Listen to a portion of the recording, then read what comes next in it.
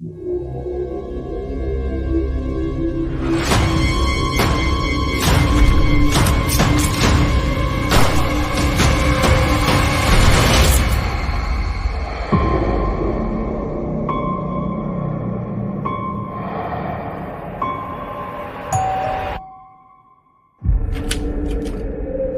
John, thank God. Williams, what the hell are you doing here? Myers. Is he dead?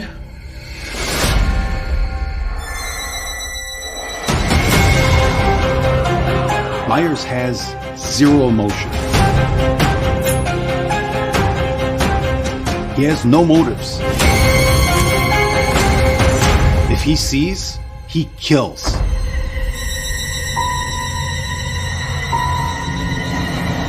Tell the town to lock their doors. No one in, no one out.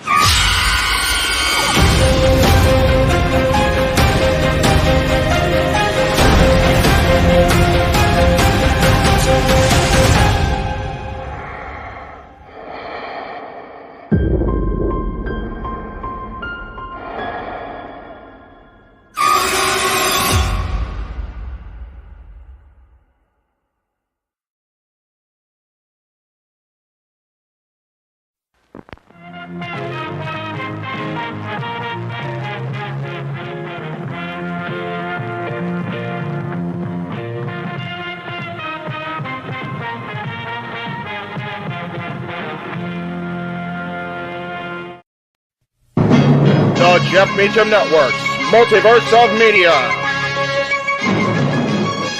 For over 15 years, the recognized symbol of excellence and the standard bearer in coverage of sports and entertainment. The following program contains strong language that is not suitable for young children. Viewer discretion is advised.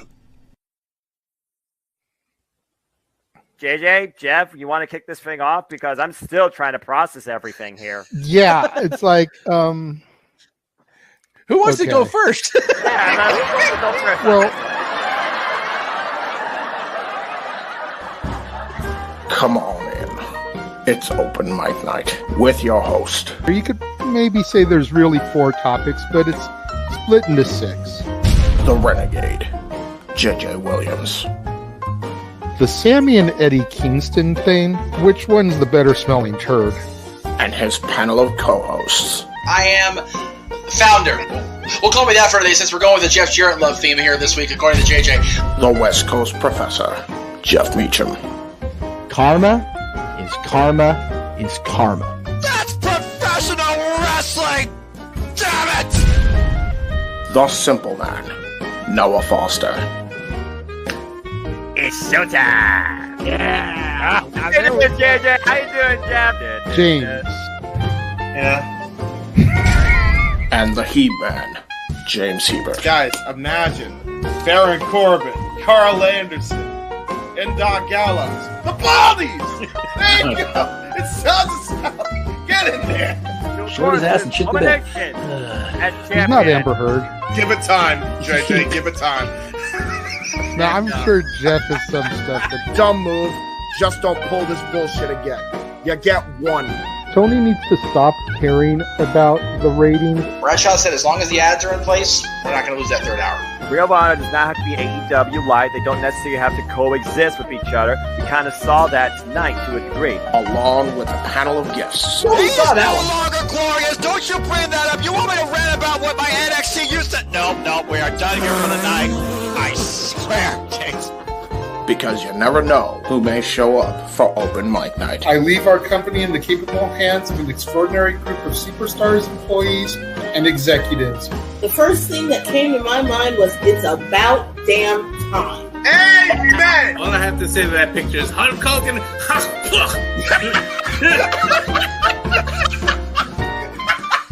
Peyton's new thing is Dennis the Menace, but it's funny because she calls it Dentist the Medicine.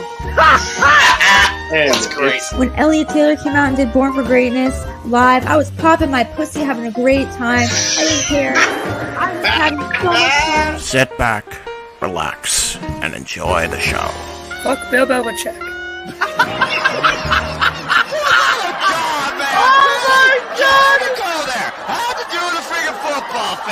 had it on wrestling, and then you bring in that shit. That just how the fan goes off the damn rails.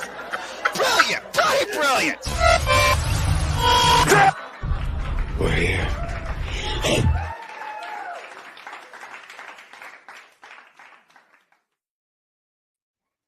What is going on, everybody? Welcome to another installment of the Saturday Night Shenanigans that are Open Mic Night. I, of course, am your host, your moderator extraordinaire for the evening, as I am every week, the Renegade of Wrestling, JJ Williams. And let me just get this out of the way right now. The Renegade is feeling kind of like Flash from Zootopia. So if he's a little bit slower than normal today, you understand why.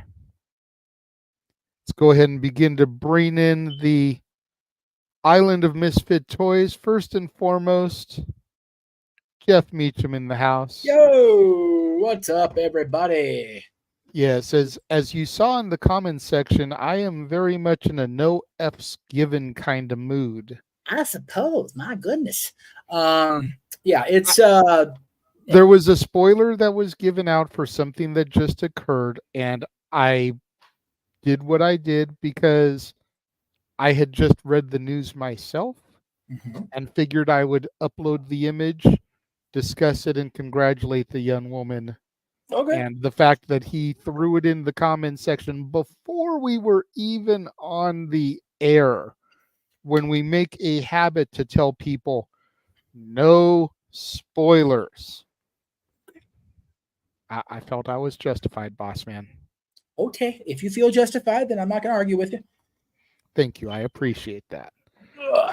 Anyway, all right, it has been a batshit crazy day across the multiverse of all things, not just Jeff Meacham Network Multiverse of Media. So time to get a batshit crazy week going back to this past Tuesday and the impromptu watch along that was done by NXT by Mr. Reliable and the Simple Man with the Spectacular Voice. Yes, it was a eventful week that is going to carry over. I think we're off tomorrow just by sheer dumb luck, pretty much. After that, we on again. Off we go. Which, again, if we want to reschedule dads that didn't happen for tomorrow at some point in the afternoon, evening time, we can do that. Es posible. Es posible. I'd be here, so... I would wait until the review is over. No, I agree with that. Once the review is over, we could take to the airwaves and do our Thiz name. I'm not opposed to that. I also don't know if the review is going down because of Aaron and Mrs. being out of town. So I don't know if they're going to be, if he's going to be up for doing it. We'll see. Let it play out. Let it cook, as the young kittens say. If they don't do it, that just means we can take the airwaves earlier. Because I have an early shift on Monday, so the sooner we could get done, the better. All right. Well, we will work with that. No DQ pending. How about that? There we go. So I look outside, and there is definitely a lazy yellow moon coming up tonight, shining through the trees. Yes. Noah here. I don't see a fishing pole, but he is definitely in the dark. What is going on, Simple Man with the Spectacular Voice? First and foremost, how is your voice, considering all the impromptu shit we did this week, on top of the shit that was already advertised? Yes.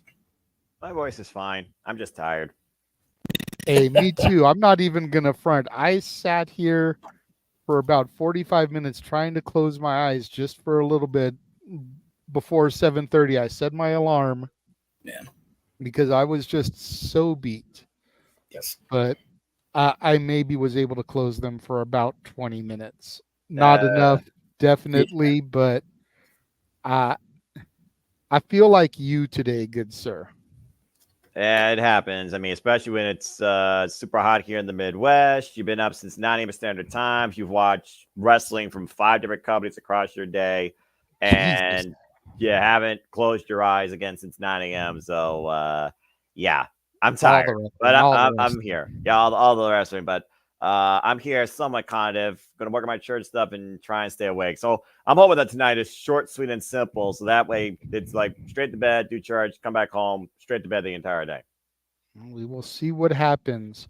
Let's start bringing in the color commentators for this past week. First of all, the man who actually convinced Noah to watch my NXT live, and not just watch it live, but get on the air and do an impromptu watch along about it, so much so that they're going to run it back this Tuesday.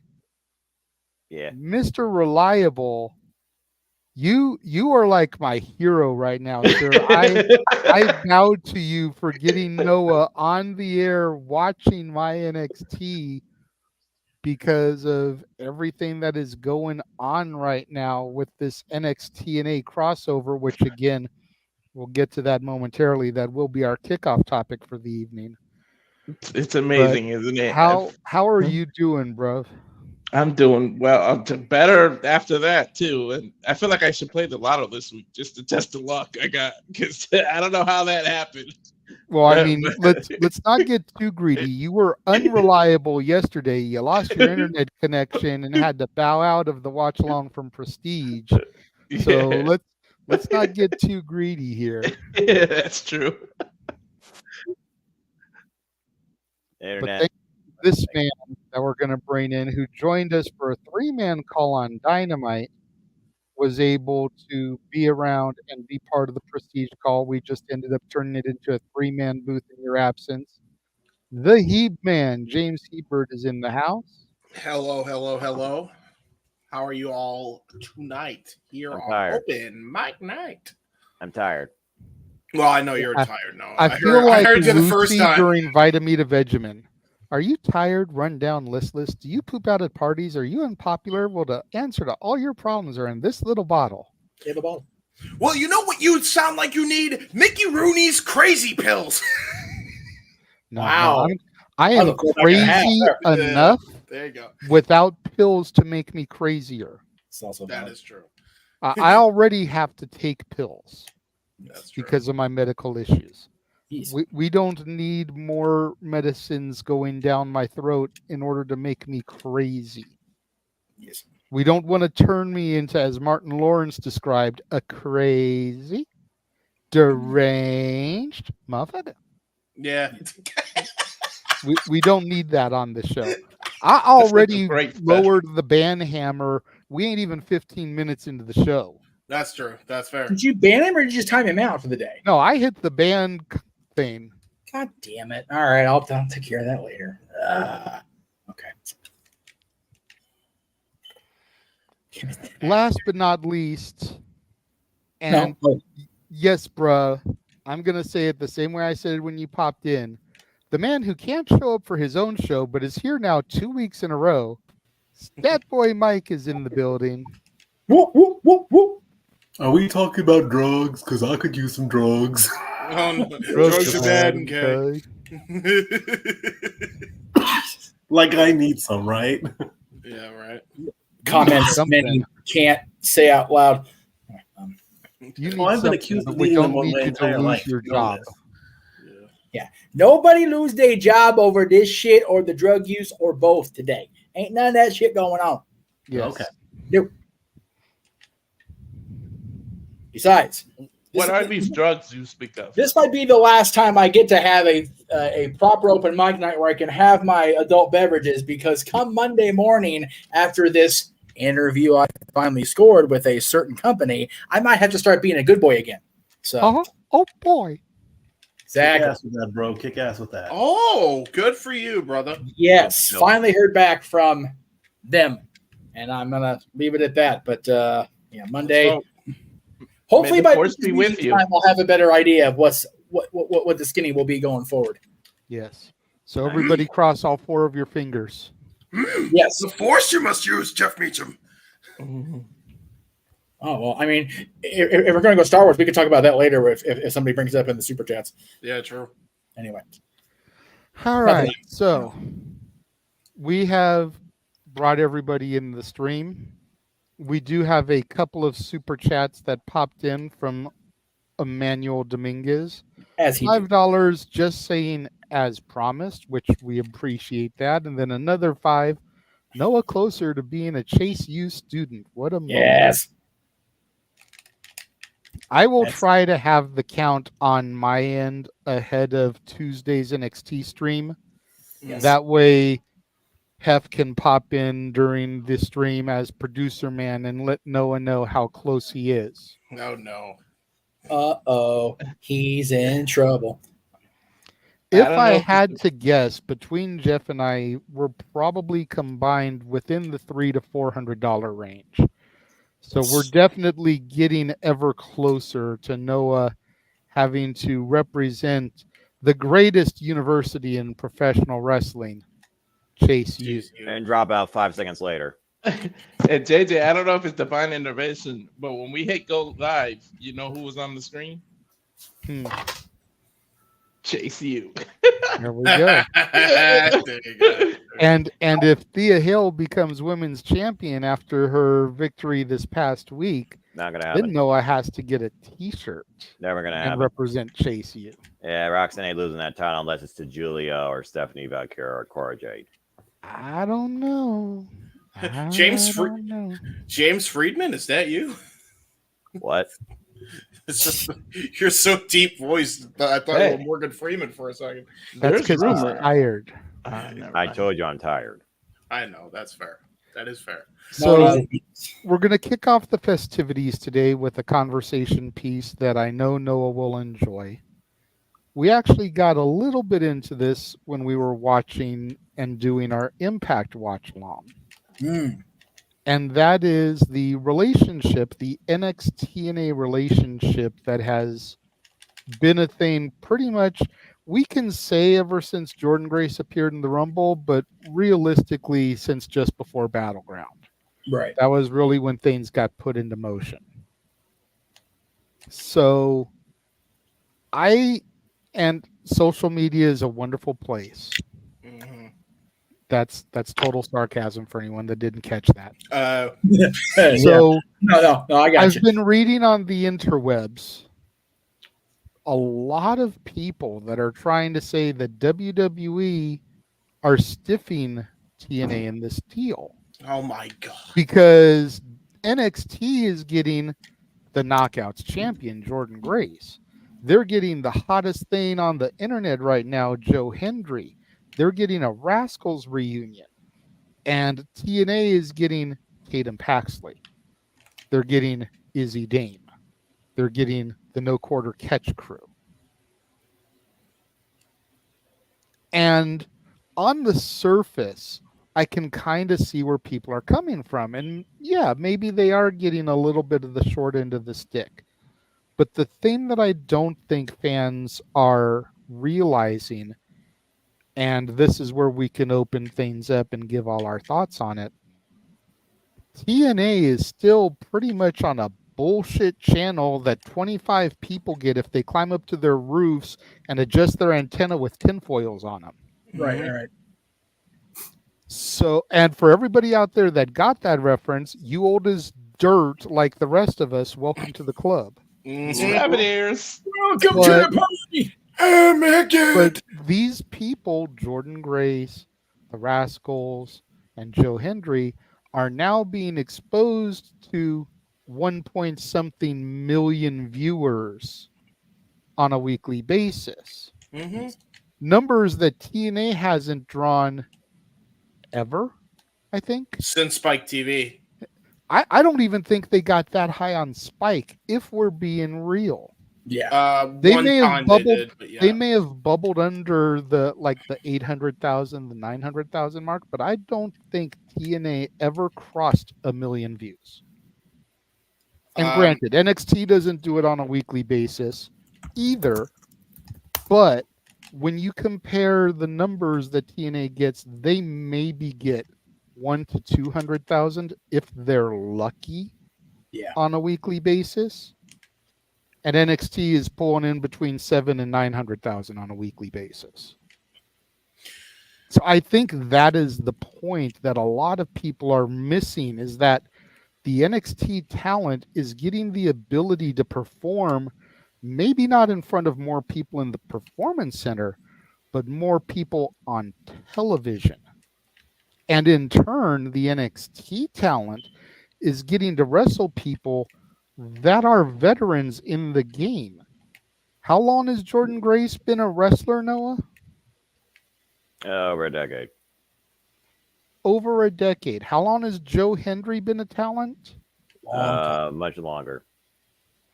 Okay, so, and we won't even get started on Nick Nemeth, Mustafa Ali, you know, the other talents, Frankie Kazarian, who's over there. You know, we won't even get started on those guys. Freaking Frankie Kazarian goes back to like 98, 99. I was gonna say Frankie just passed 25 years. Yeah. Yeah. So that would be 99. Yep.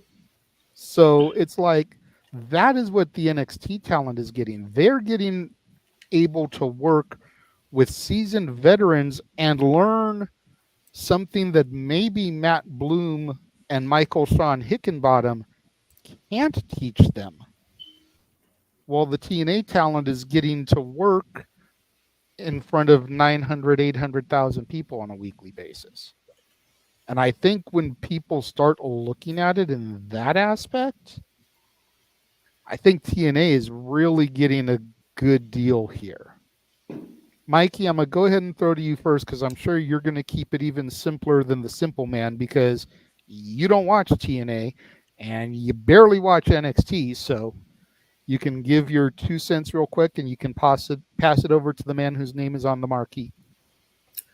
I think it's a great idea that TNA and NXT are working like this. I mean, I never would have dreamed seeing Joe Hendry and Jordan Grace on WWE programming. I want to see more from them, especially, you can clip this if you want, Joe Hendry's growing on me, okay? I like the guy. You believe in Joe Hendry? Yes. That's damn right. Yes, that boy, he believes in Joe Hendry. I believe in something higher than Joe Hendry, but right now, if I have to believe in something in wrestling, I will believe in Joe Hendry. See, there you go. Say his name and he appears. There you go. Would I like a shout out from him? Sure. Hell, why not? You guys did last year. Why not have it my turn? Just saying. And with these two talents, hey, the sky's the limit. Keep it going. The numbers will just keep going up, up, and up. You know, you can go as high as you want, or as high until the crowd says otherwise. So, absolutely, let it work, let it cook. Yeah. Jeff, go ahead, bruh. He needs to unmute. We shall wait.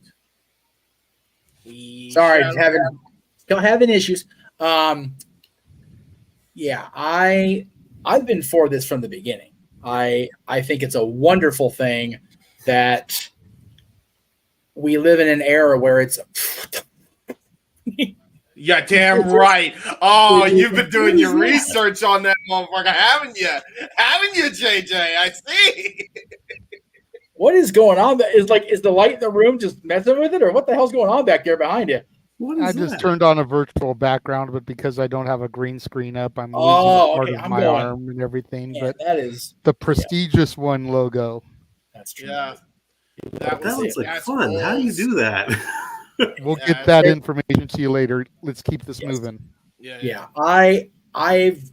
I've long wanted the various companies to try to work together in some capacity so we can get one of these actual WrestleMania type deals where we have all the companies involved. And it looks like we're on our way to that with this relationship. As far as the people that are saying, oh, well, NXT or what, TNA is getting the short end of the stick here. That's what we would call the naysayers. That's what we would call, I'm not happy unless I have something to bitch about in my life, folks. Mm-hmm. It's Noah's philosophy on wrestling is never more true than right now. There is a lot of shit going on in the world in and out of wrestling, but at the end of the day, WWE and TNA, Marigold early this morning, late last night, Prestige, Prestige. All these companies are working together. At the end of the month, we've got the two gentlemen in the bottom row here calling the show that's going to feature at least one person from every active company we cover. That's not happening 2 years ago. It's just not. No. So anything that furthers this, anything that prolongs this relationship between these two companies and brings others into the process, number one, take my damn money. Number two, please do it because it can cover and I can make my damn money. Yeah, and to the point that was made in the chat room, you know, you guys need to calm down and let us cook. Yes. Josh Briggs is going to be part of the N1 at Pro Wrestling Noah, as is Tavion Heights. Which is awesome. As is Titus Alexander, who we called last night on Prestige Wrestling. Yeah. Yep. It is so. It's like beautiful... there's so much more bubbling under, as Jeff pointed out in the chat earlier. Yeah. You know, EO at Miracle, AJ Styles, you know, working last night outside of the WWE. It's just a beautiful thing. Mm-hmm. And, you know, I was telling my dad this afternoon when I called to tell him about what was going on in the news. I told everybody I started this binge of from the day I started watching wrestling back in October 6, 1990, and moving my way forward. And I'm just now hitting the end of December 1993, and how just bad it is. Oh my God.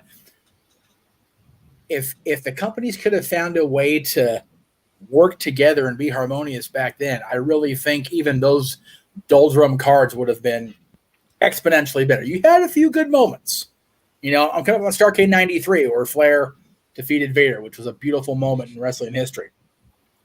But you think about the things that were going on back then, which is, you know, over 30 years ago now, and just what would have been if we'd got one of those aftermags come to life. We're getting it, folks.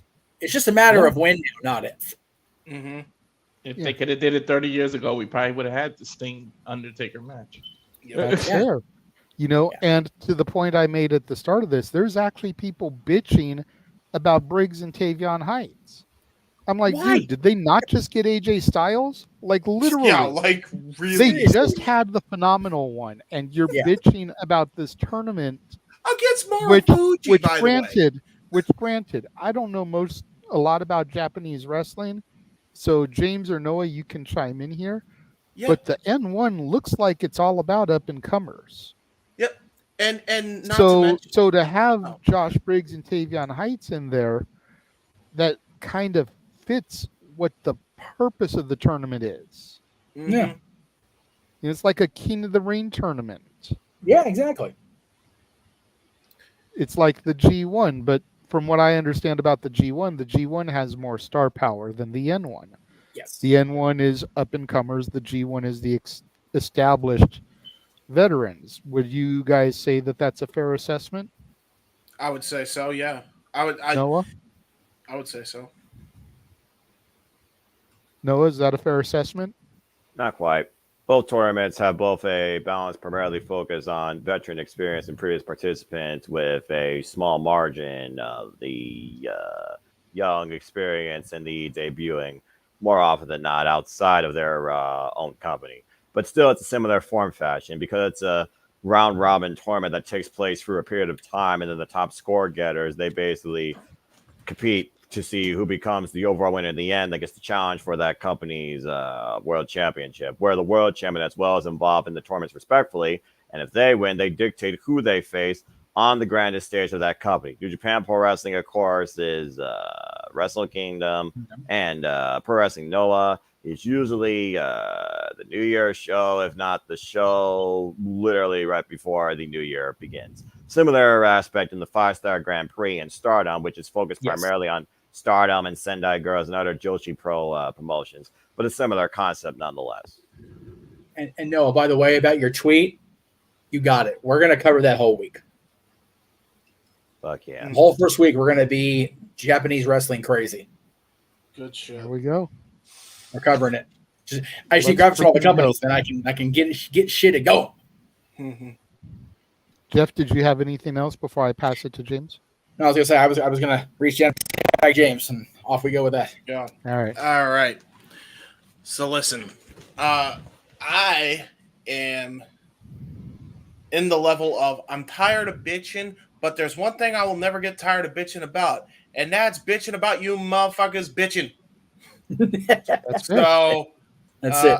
I will start it off right there and then. I'm gonna say the same thing I said when AEW teamed up with TNA back in 2020. It wasn't a net negative for TNA then, and it isn't a net negative for TNA now. Nope. It's the same argument I saw then. Like, the amount of stars that came and crossovered between the two companies back when AEW did it was great.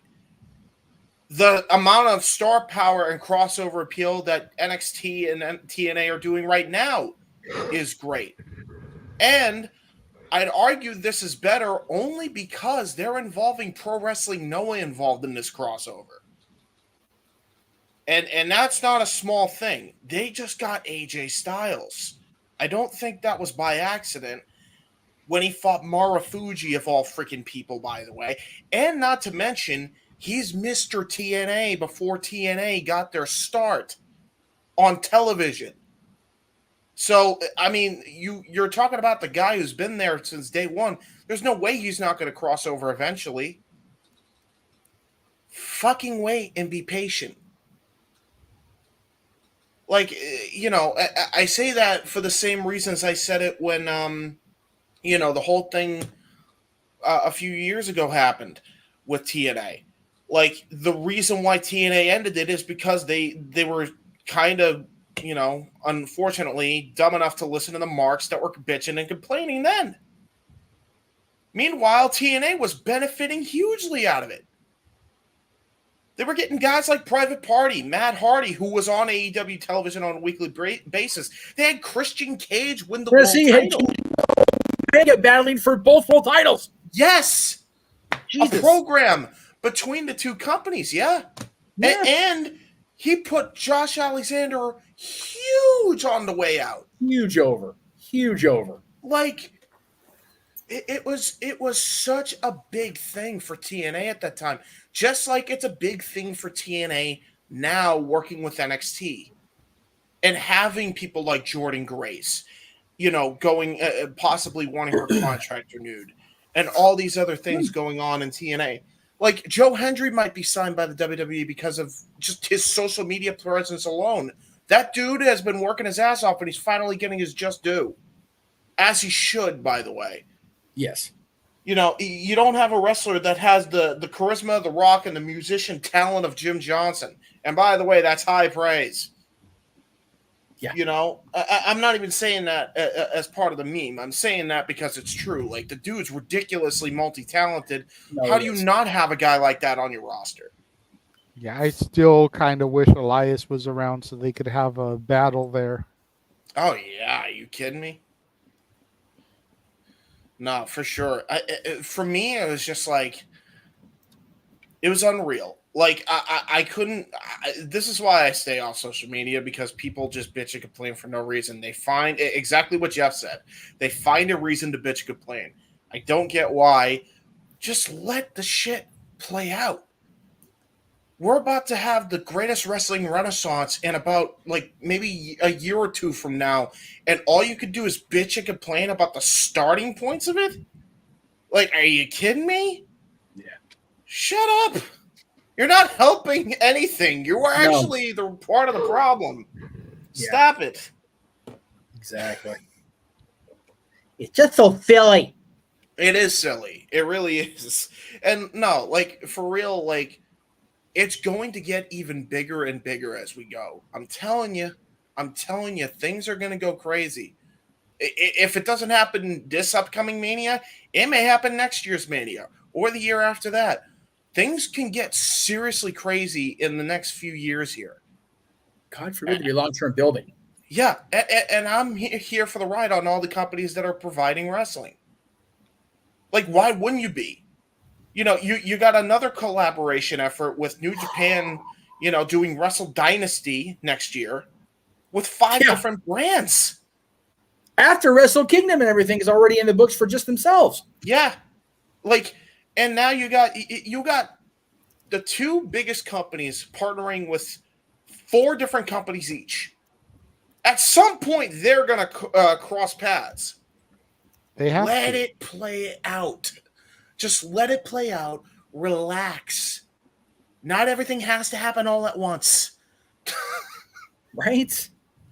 Like, it's okay.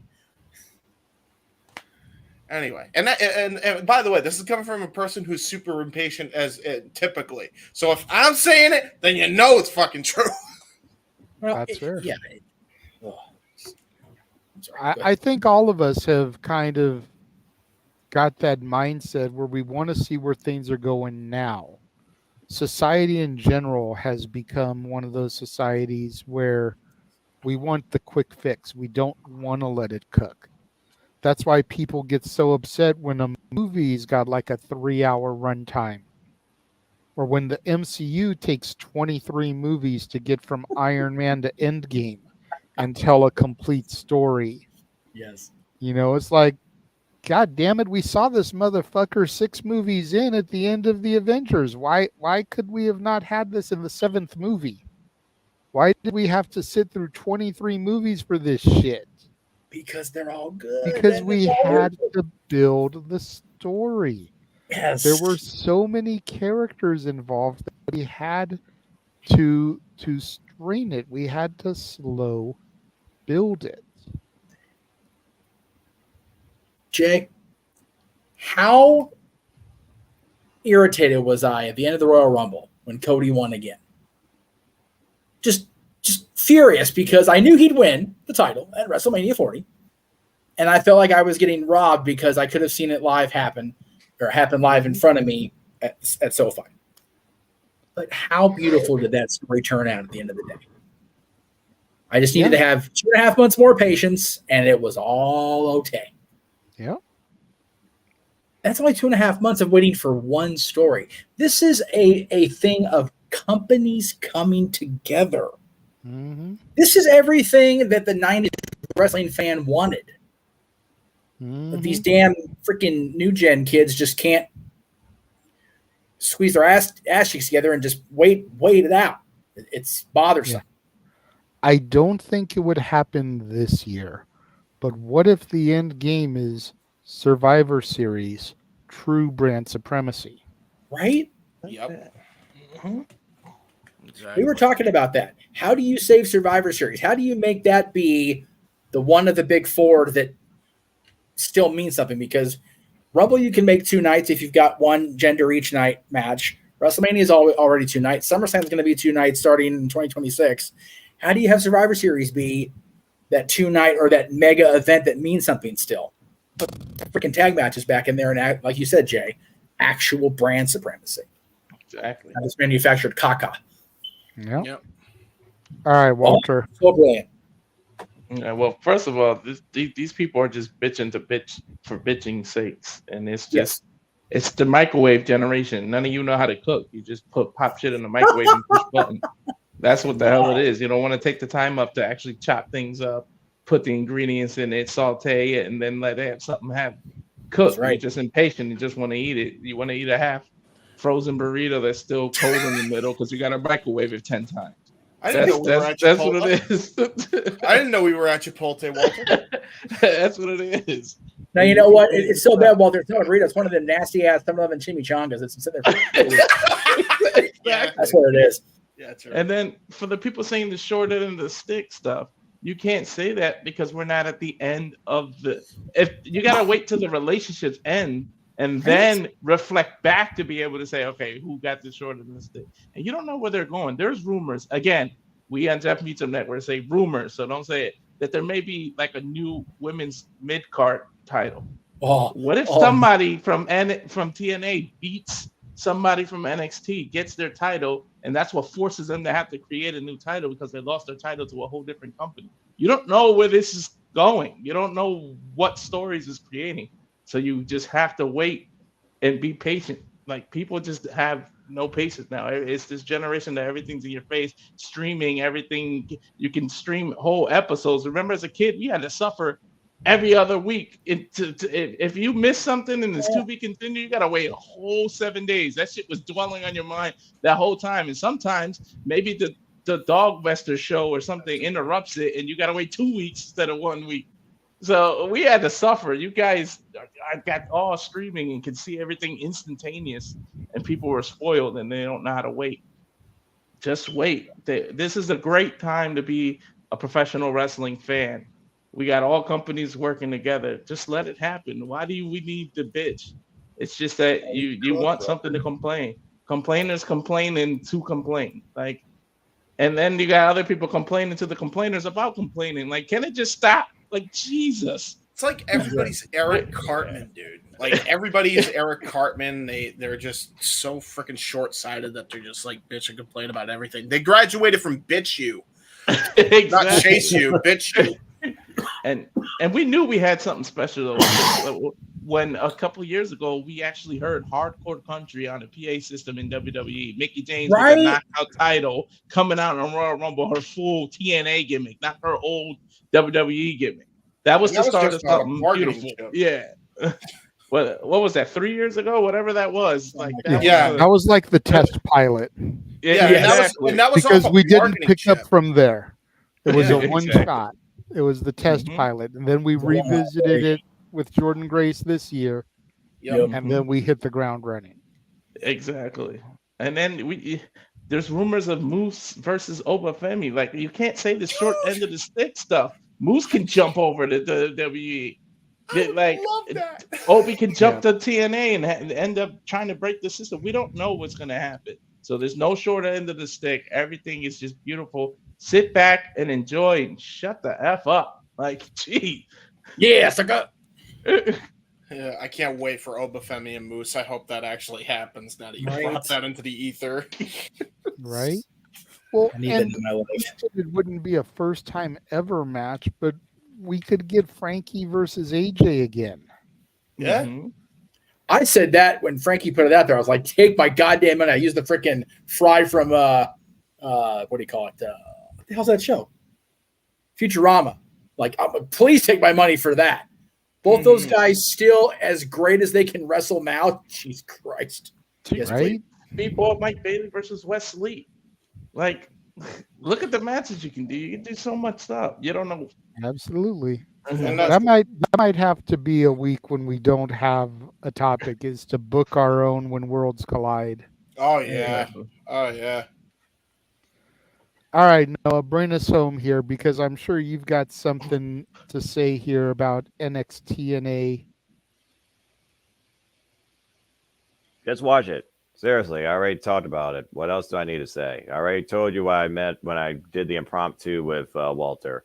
One offers the experience and established. The other one offers exposure and development. So there you go. The development goes to the experience. The experience goes to the exposure. So yeah, and I don't give a fuck about people. Well, I don't give a fuck about people. So that was simply eloquently put. Well, hold fucking on the a second. people. That's what he's saying. Hold on a second, Noah, before we hit the sound effect, JJ. You do care about people because you like the wrestlers, and they are people too. Yeah, I suppose that's a different type of people. But as far as the people you're saying that don't know how to use a microwave versus those that do, they can go fuck off. Oh my God. Holy shit. Okay. Oh. What is that sound that I hear? Hmm. Teleporting into the command center via the Morphin grid. The other person who is very much qualified to discuss TNA, even though she does not watch NXT, and she makes that emphatically known on every one of her broadcasts. Quite so. Datilla. That's quite the introduction. No lies detected, though, right? That's true. No lies. Okay. There you go. So, since you joined us right at the tail end of this topic, what are your thoughts on the way the NXT crossover has been handled? I don't know how much you were listening to, but a lot of people are saying that TNA is getting the short side of the stick with Tatum Paxley and Izzy Dame and the No Quarter Catch crew, while NXT is getting Jordan Grace. They're getting the Rascals. They're getting Joe Hendry. You know, do you feel like TNA is getting the short end of the stick? Is it kind of like I said and Noah just reiterated, where it's more like TNA is now being able to perform on a platform where there's 800,000 viewers every week, as opposed to maybe 200,000 if we're lucky that watch Access, the people that can find it. You know, it the NXT guys getting to fight people with experience. You know, Jordan Grace being a 10+ year vet, Joe Hendry something like 15 years, Frankie Kazarian, You know, mean the dad from 25 Spy Kids? years. True that. That's a good reference. I'm surprised with that one. Damn. Sorry for interrupting you. I just had to throw that out there since you mentioned Joe Henry and Frankie Kazarian right after another. That's a great reference, though. He kind of does look like the dad from Spy Kids. Never That's seen it. Spy Kids. I don't get the reference. That's I fine. thought you were about Deadass is the dad from Spy Kids. Gotcha. Yeah. Good comparison. Oh. So, as far as the NXT TNA is concerned, I don't think TNA is getting the short end of the stick here. I'm really happy. I'm with this partnership. It just goes to show all those people that would say LL TNA, who watches TNA, nobody watches TNA. Clearly, people watch it because every time someone from TNA goes to NXT, what do people chant? TNA. I think this partnership is helping TNA tremendously. Mm-hmm. And Attila, you and I and Noah were around when AEW and TNA had the partnership, and we saw the exact same shit being said then, even though TNA was benefiting greatly from that partnership. I disagree. I don't think TNA benefited really from the AEW one. That's fair. Okay. Damn. Even though they had Christian Cage and Kenny Omega on the regular. Yeah. I mean, I will say I think there is more benefit for the WWE one, but I could see why people would say that AEW wasn't a full-on benefit, but it was a benefit nonetheless, in my opinion. But that's fair. Well, I wasn't watching back then, obviously, so I mean, Christian and Kenny Omega being on the show and being the Impact World Champion at the time was great, but did any Impact guys win AEW championships? No. So and that's that fair. could be why people feel that it was more one-sided. That's fair. But then again, we haven't seen that happen on this partnership either yet. True. Nobody has won a championship for the other company. NXT people have won on NXT. TNA people have won on TNA. The only exception to that rule, Joe Hendry got the pinfall in the main event this week. Yep. Well, let me put it to you this way. When AEW and TNA were doing their partnership, Kenny Omega was in TNA, but when he was feuding Rich Swann never showed up to AEW. Yeah, that's fair. And he showed up. Point earlier, the Should've. AEW TNA relationship is actually over, so you can reflect and decide whether you had who got the short end of the stick, and you can have an opinion about that. This is just the beginning of this relationship. You really can't say anyone's got the short end of the stick. I'm actually liking the NXT TNA. I don't watch NXT. Clearly. You need to change that. Yes. That's not going to happen anytime soon. We know. But even Big G's now said that this is his NXT. God damn, good for him. Hey, that's good. Still, I didn't even watch this past week's NXT, and it had Joe Henry and the Rascals. Yes. Are you going to watch this coming week when the Rascals have their match? No, I could just watch that match, highlights of it. You need to watch it. We're covering it to tell them. You need to watch it. Well, she won't be here, to be fair. I don't think. No, but she could watch it back on demand, support the multiverse, but maybe that's just me. Yeah, or at least watch our coverage of it. Maybe that's just me, promote my shit. What do I know? That's fair. But yeah, I'm digging this partnership. I have no problems with it. I like it. I feel like both sides are benefiting it. TNA is definitely benefiting from it too. So And what about the announcement today that 2 NXT stars are going to be in the Pro Wrestling Noah N1 tournament? Any thoughts there? That's pretty cool. Yeah. Yeah, I mean, AJ Styles just had a match on Noah, so Mm-hmm. And Gets people are more- already saying that, they're getting NXT guys, so Noah's getting screwed. It's like, you just had AJ Styles. Get the fuck over yourself. Yeah. Yeah. Arguably the greatest wrestler of this generation, but fuck them, right? I will be the biggest happy camper with the NXT TNA partnership when AJ Styles shows up to TNA. Again. Yes. That is the missing piece. AJ Styles needs to go back, even if it's just for an appearance. He will. And in person, not on Titantron. Mm-hmm. That's Give true. it time. Get rid of that god awful Death Rebel shit. True. That Oh my god-awful god! If Death he Rebel comes, shit, dude, if he comes to Evil Ways into Get Ready to Fly, I will lose my damn mind. I want a confrontation between Mr. TNA AJ Styles and Josh Alexander. Give you that. That's all I want out of this. Well, That's not all I want, but it's definitely one of the things I want. If I'm Well, watching hold out TNA for and it. I hear I am again, I'm gonna fall out of my chair. Yeah, Right? yeah. Again? If he gets up to I am, like, forget it. Like, you're gonna see me faint off camera. It'll be a thing. Just off I go. Mm-hmm. Mm-hmm. Hopefully, we'll be doing a watch along when that happens. No, those of us with the production side will actually be able to see him pass out in the chair in the green room. Yes, exactly. Hey, I haven't passed out in the chair in the green room in a long time. Yeah. The last time he was passed out in anything, he got a concussion. Let's not wish that. Yeah, no. No, definitely not. Let's not do that. Noah, while we're at the end of this, please check your DMs on Messenger for me. I'm sorry if I almost gave you a heart attack last week, JJ.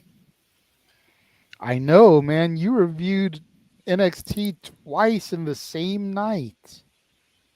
I thought we were starting to win you over, and then back to normal this week. Typical Patilla shenanigans. Such cynicism. Proudly waving that fuck NXT flag. I will say, even though I fell asleep in the middle of Heat Wave, I really did think it was a great show. I really did. I went You back gave and it a Sean rewatched. Spears perfect 10. Yeah, it was a great show. There was nothing I disliked about it. I will say it's like Battleground and Heatwave, even though they're both NXT, were like night and day. I thought that Heatwave was a much stronger and better show than Battleground. I think what held Battleground back, and this is coming from a guy who does tune in every week, I think what held Battleground back was they were relying too much on the UFC feel of it because of that fight, the underground match. And I don't think that they capitalized on it as well as they could have. Mm-hmm. That's what I think really held them down as far as Battleground, though. I still enjoyed the show, but I'm personal bias. I love NXT. So. I mean, Battleground was an okay show. I liked Against All Odds a lot better than I did Battleground. But Heatwave was much better than Battleground, that's for sure. I'm just looking forward to Slammiversary and what the hell they're hyping up for a surprise. I'm just waiting. It's gonna be fun. What's it going to take for me to watch NXT? That's a $1 million question. Maybe $1 million. There's one answer. Joe Hendry. What else? $1 million. You didn't even watch this week when Joe Hendry was on. Don't respond. It wasn't a super chat. That's true. There we go. So yeah. Well, I said that if my friend watched and reviewed TNA, I would watch and review this week's NXT, but he didn't, so you can blame him. That is true. That is true. That's it. Pass the buck. I see how it is. But you know who did watch it? Noah. That's right. That's right. It wasn't even a special episode. Yes, it was. Good for Noah, man. Noah, we're proud of you, buddy. Is this your NXT doing yet? it again this Tuesday. Is this your NXT yet, buddy? No. At least he's honest. Maybe. Maybe. I will take that from Noah. after Heatwave watched that stream, he got super excited. I was gonna say after Heatwave, he was saying that was the best NXT show he'd seen all year and longer than that even. So yeah, like we've told Josh, I don't think we're ever going to get Noah to the point where this NXT is the black and gold NXT that the majority of us came in and watched, right? But he's enjoying himself in the streams. He's enjoying himself playing along with the rest of us idiots when he's not super dog-ass tired on a Saturday. So, much like with this TNA NXT relationship, let the man cook. He'll be all right. Mm-hmm. All right. And with that, we will take a quick commercial break, run Noah's favorite commercial, and we'll come back with our next topic. There you go. And now, preview time. So let's take a look at what's coming your way.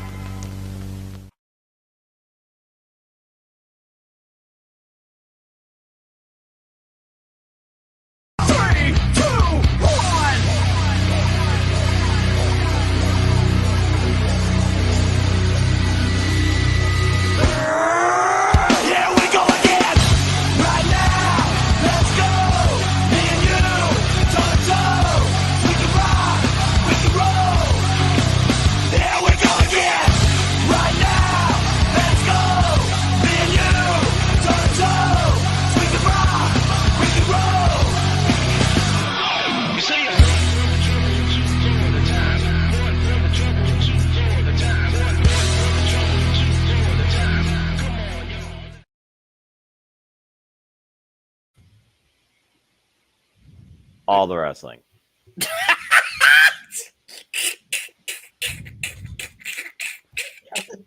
Damn. That was the best one I think Noah's ever done because he's so Noah, you could have said it. I could have did this for you. I always mimic you. He's too tired, bro. He's too tired to give the full bravado. Let him have one. Yes, Jeff. What the fuck was that show on the 14th of September? That's a UFC show. Oh. Okay. I was like, nobody told the boss about that. What the fuck is this graphic we're showing? What the hell? I swear we did, didn't we? Oh. Yep. I must have missed the memo or the meeting because I was like, what the fuck was that? It's okay. And we need to find an updated one for Mission Pro because apparently they've changed the name from Heatwave to Midsummer Blast. Okay, well, that's good because I was kind of getting sick of two heat waves at the same time. So, we're past the other one. All right, I'll work on that tomorrow. There you go. Sad, I got to work on creating StreamYard rooms. There you go. All right, so the next topic we're going to bring up is one that Walter suggested in the chat room. So I will let him and Jeff lead the conversation here because I did not do my due diligence. I did not watch the video. I have just been so busy doing other shit. My free time has literally been split between BJ's Restaurant, Uber Eats, live streams, eating and sleeping. Core 5 values. So, just like Riley has 5 emotions until now. That was Okay, really so Undertaker was during his podcast. He named his all-time his Mount Rushmore, which means you get 4 of all-time wrestling moments. So Moments now, folks. Let's keep that in mind. Moments, not matches. Moments. Or things that meant things. The most important thing in wrestling. So I thought it would be fun if we each discuss maybe our Mount Rushmore of moments. So. I don't know if you want me to start or you, Jeff. Well, so Undertakers were Hogan slamming Andre, the Austin 316 promo, Hogan and Rock stare off at WrestleMania 18 in 2002. Ooh, good one. And the end of the streak. Ooh. Those were his 4 Mount Rushmore moments. Now, again, these Mount Rushmore things are very much like that. Subjective. But when it's coming from the GOAT, like, obviously, we're all going to have different Mount Rushmore moments. No doubt about that.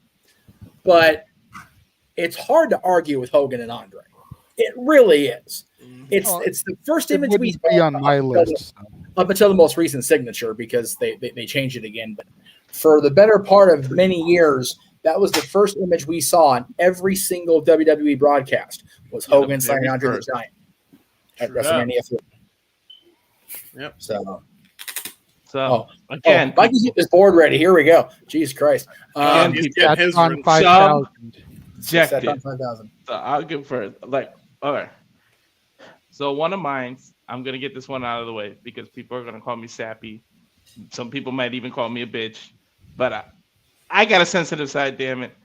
One of my favorite moments as a child growing up is WrestleMania 7. Macho Man retires and the reunion of Miss Elizabeth and Randy Savage. Like that. Look, I can get teary thinking about it. That moment would just always mean something to me. And number 2, the formation of the NWO and Hulk Hogan being the third man. I think that's because without that, you don't get DX, you don't get like WCW 82 weeks, none of that. So, and the NWO, I don't think not one of us who were around then didn't have an NWO t-shirt or walked around doing this or saying too sweet or any of that. Right. Like, one NWO shirt, let alone 6. But yeah. I do agree. Obviously, you guys know me. Undertaker is my favorite. Two of mine are his too. Like the streak ending, because damn it, 1, I don't think it should have ever ended. But 2, that when you saw that 1 on the damn screen and it became real, it's like holy shit, they actually did it. Somebody beat the Undertaker, and it's like you can never get a moment like that. No one will ever even. I don't even think anyone will ever even come close to reaching what the Undertaker reached at all those WrestleManias. And think about it, that could have been even more because he missed a couple of WrestleManias with an injury. That could have been an even higher number. Yep. Because he wasn't at WrestleMania 10, and what was the other one he missed? He missed both anniversaries. 15. Well, 2000 they called it. Yeah, 2000. And then I know he missed that one because I was there. Yeah. And then you know who did show up to 2000? Ice-T to wrap the Godfather to the ring. Yeah. And then I agree with him with the Stone Cold Steve Austin King of the Ring promo. Like that Austin 316 says I just whooped your ass became like the biggest selling t-shirt and the biggest phrase. Like I think every single one of us have either uttered that or made our own kind of iteration of it. So those are my Mount Rushmores there. What's crazy about the moments with Austin and with the NWO, those are 2 weeks apart. Exactly. They're 2 weeks apart, and they both changed the fortunes for both companies. That like mathematically mind fucks me. Yeah, right. It's like both companies were just a trudging. Like and neither one of them were doing the numbers they would end up doing in 97 and 98 by any means. No. But when Austin laid that promo down on Jake the Snake, and then when Hogan turned to the dark side, everything changed. I will definitely have those two on my list, and I dare say without those two moments, none of us are sitting here doing this show right now. Yep. Because the business wouldn't have got near as successful as it ended up getting. And I don't think there would have been a call for a program of this type or any sort of wrestling stream had the business not been forced to change itself from dying on the vine. So those two for me, without a doubt. Paul Heyman being handed the book in 1993 from Todd Gordon. It's not a moment that was on television, but it is a moment that changed everything. Yep. And number 4,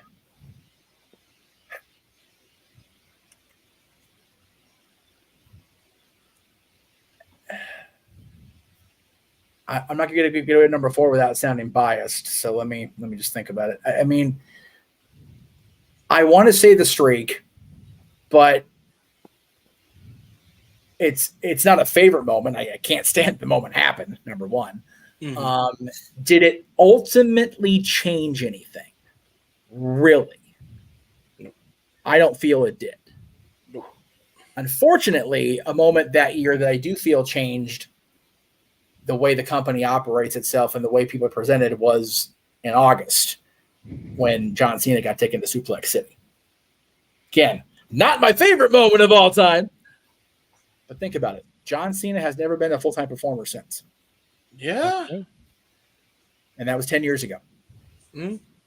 People ragged on, including me, The Rock, for stepping away. Granted, he stepped completely the fuck away for 7 years. But John Cena has not been a full-time performer since he got thrown across that Staples Center 16 times. Wow. Trying hard. Trying hard. Brock Lesnar had not been champion in the 2 years that he'd been back until then. Brock Lesnar became the dominant world champion of the company pretty much until Roman Reigns took over that role in 2020. Mm-hmm. So I think it's a solid tie between Suplex City with John and that moment that the camera panned left from Roman Reigns, or right from Roman Reigns, and showed Paul Heyman. Because that alliance has completely shaped the last 4 years of WWE television. So yeah, NWO, 316,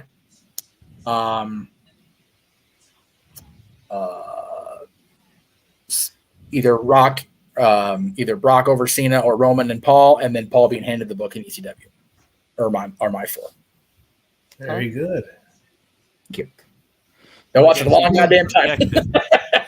See, it's hard for me to pick four because I could very easily do 4 WWF, WWE and just call it a day. Sure. And that's, but it's like I don't really want to do that. But at the same time, I feel if I pick something from another company, I leave out a great moment in WWE. Right. Number one for me, and I don't mean number one, but the first one I'm going to list off, definitely personal bias, CM Punk's pipe bomb. Yeah, fair. Fair, totally fair. Because me and Jeff and Mikey were there for that. Well, I was in the hotel. You guys were in the hotel. Me and Jeff were in the arena. Because him and Ray suck, but that's okay. We were there. No, I had a gambling problem back then. I wasn't going to throw you that far under the bus, but fuck, okay. I'll do it. Jesus Christ. So that's definitely on that list for me. That's valid. That's a good one. A sad moment. Uh-oh. Raw's Eddie. Yeah. Because I will never forget the fact that I didn't realize it was real until Johnny Cash's Hurt started playing. And I broke into tears. Yep. Me too. And Mikey was there for that. Yep. Yeah, I don't know if you guys have ever seen a 250-pound man cry, but it's not a pleasant sight. No. I could confirm we look like wet saps. It's bad. We do. So I definitely want to get those on the list. I'm going to leave Austin 316 out because I know everybody else is going to touch that. Yeah. So I'm, as great of a moment as that is, I'm going to leave it off. Okay. I'm also going to leave the formation of the NWO off. Because, and I remember when me and Jeff did our top 10 NWO moments show, my number one was the debut of Scott Hall. Yep. Because without that first jump, there was no NWO. Nope. I wasn't even watching WCW then. Hell, I wasn't watching wrestling in general then. Yeah. But the line, "You know who I am, but you don't know why I'm here," still rents space in my brain. Oh, yeah. Because like we talked about the NXT and A crossover, like people legit thought he was sent by WWF. So I definitely have that up there. My number 4. And this is where it really gets tricky. Yeah. Because I have an ECW moment that I could throw in there. I even have a TNA moment in there that I can throw. Not a positive TNA moment, but definitely a game changer, and that's the arrival of Hogan Bischoff. Yep. Mm-hmm. But, and I may get some shit from the fans in the chat room, I think my 4th one is going to be the debut of the Nexus. Interesting. Because that was a powerful moment to the point where Brian Danielson, got fired because of choking with the tie. Oh, yeah. And then from that moment on, the angle just went to shit. Mm-hmm. Because the superhero had to win at SummerSlam. Is it not And it's bad something shit? I still haven't forgiven him for. It's something I have told him I still haven't forgiven him for. And he understands me on that. To his face. But that moment still lives rent free because it was the first time really since the NWO where there was a hostile takeover, in my opinion, that looked like it was a serious threat. Yes. Because here were these young, hungry kids with everything to prove. Yep. And then it went to shit. It was that one brief glimpse we saw of the true dark side of the American Dragon before WWE went, not a good look. Yeah. Not trying to be salty. It's pretty much like The Fiend. Great inception. Yep. And then stuff went to shit. And then Husky Harris was part of that group too. Yes, he was. 2.0, but yes, he was part of Nexus. That's true. Yes. As was Ryan Ryback Reeves. Yep. As was Mr. No Days Off, Darren Young. Good old Fred. Yep.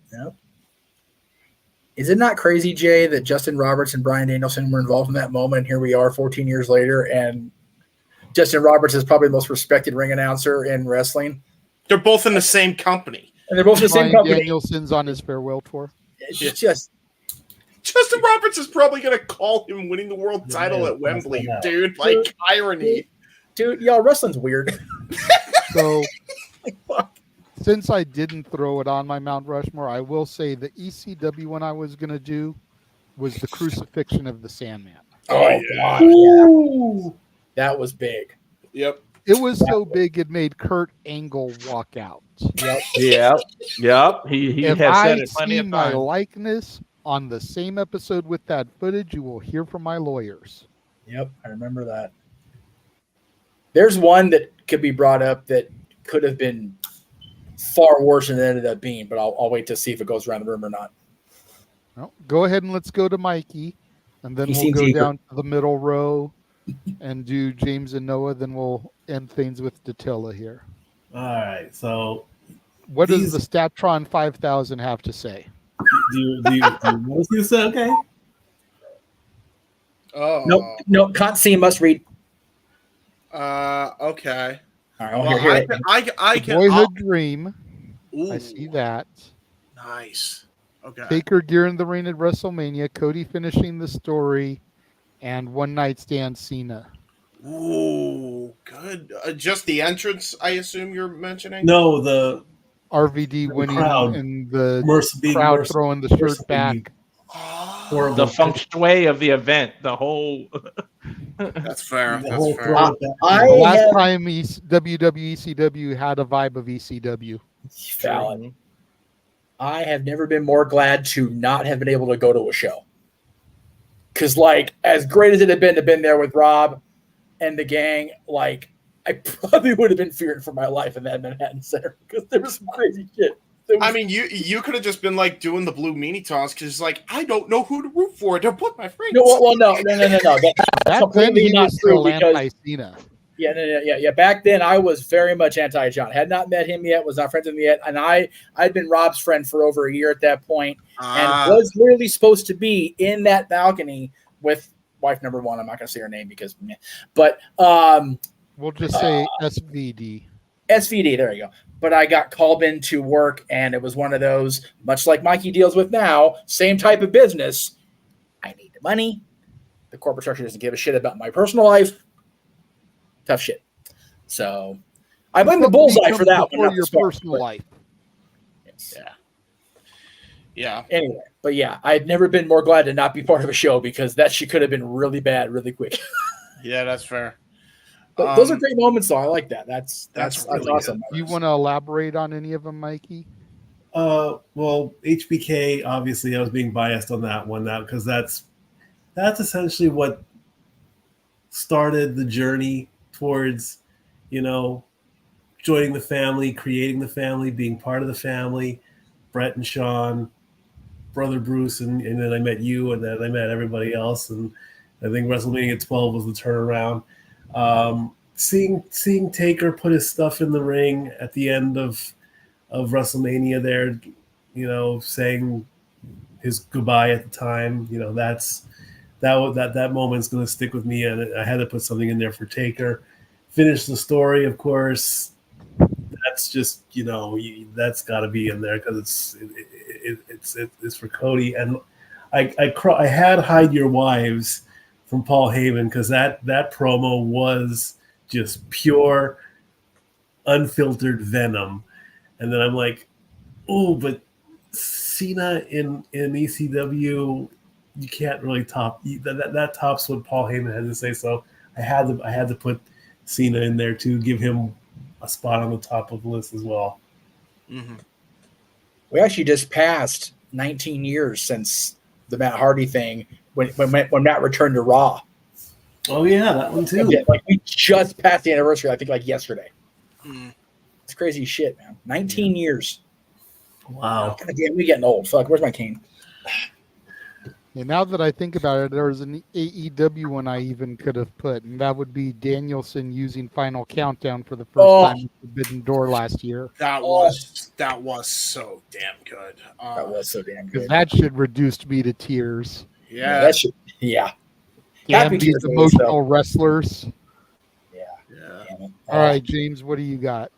So everybody said the obvious answers of like the status quo answers, really. So I'm going to probably take the biased route and just go with moments that spoke to me as a wrestling fan. Yeah. So moments, I assume that title wins can count as individual moments, so long as we're not counting the match. So that helps me out greatly. So that's probably going to be a lot of them. Fair warning. I'm going to give an honorable mention first. And I know this is going to piss a lot of people off because I have to mention this because I'm a Bostonian. Bro, I was at... Oh, shit, it's not even a part of my backdrop. I forgot about that. I was at G1 Supercard Live in Madison Square Garden. Right. Holy shit. I'm in Madison Square Garden. First WWE show in what? It's not WWE show. Yeah, first non-WWE show since AAA like years ago, right?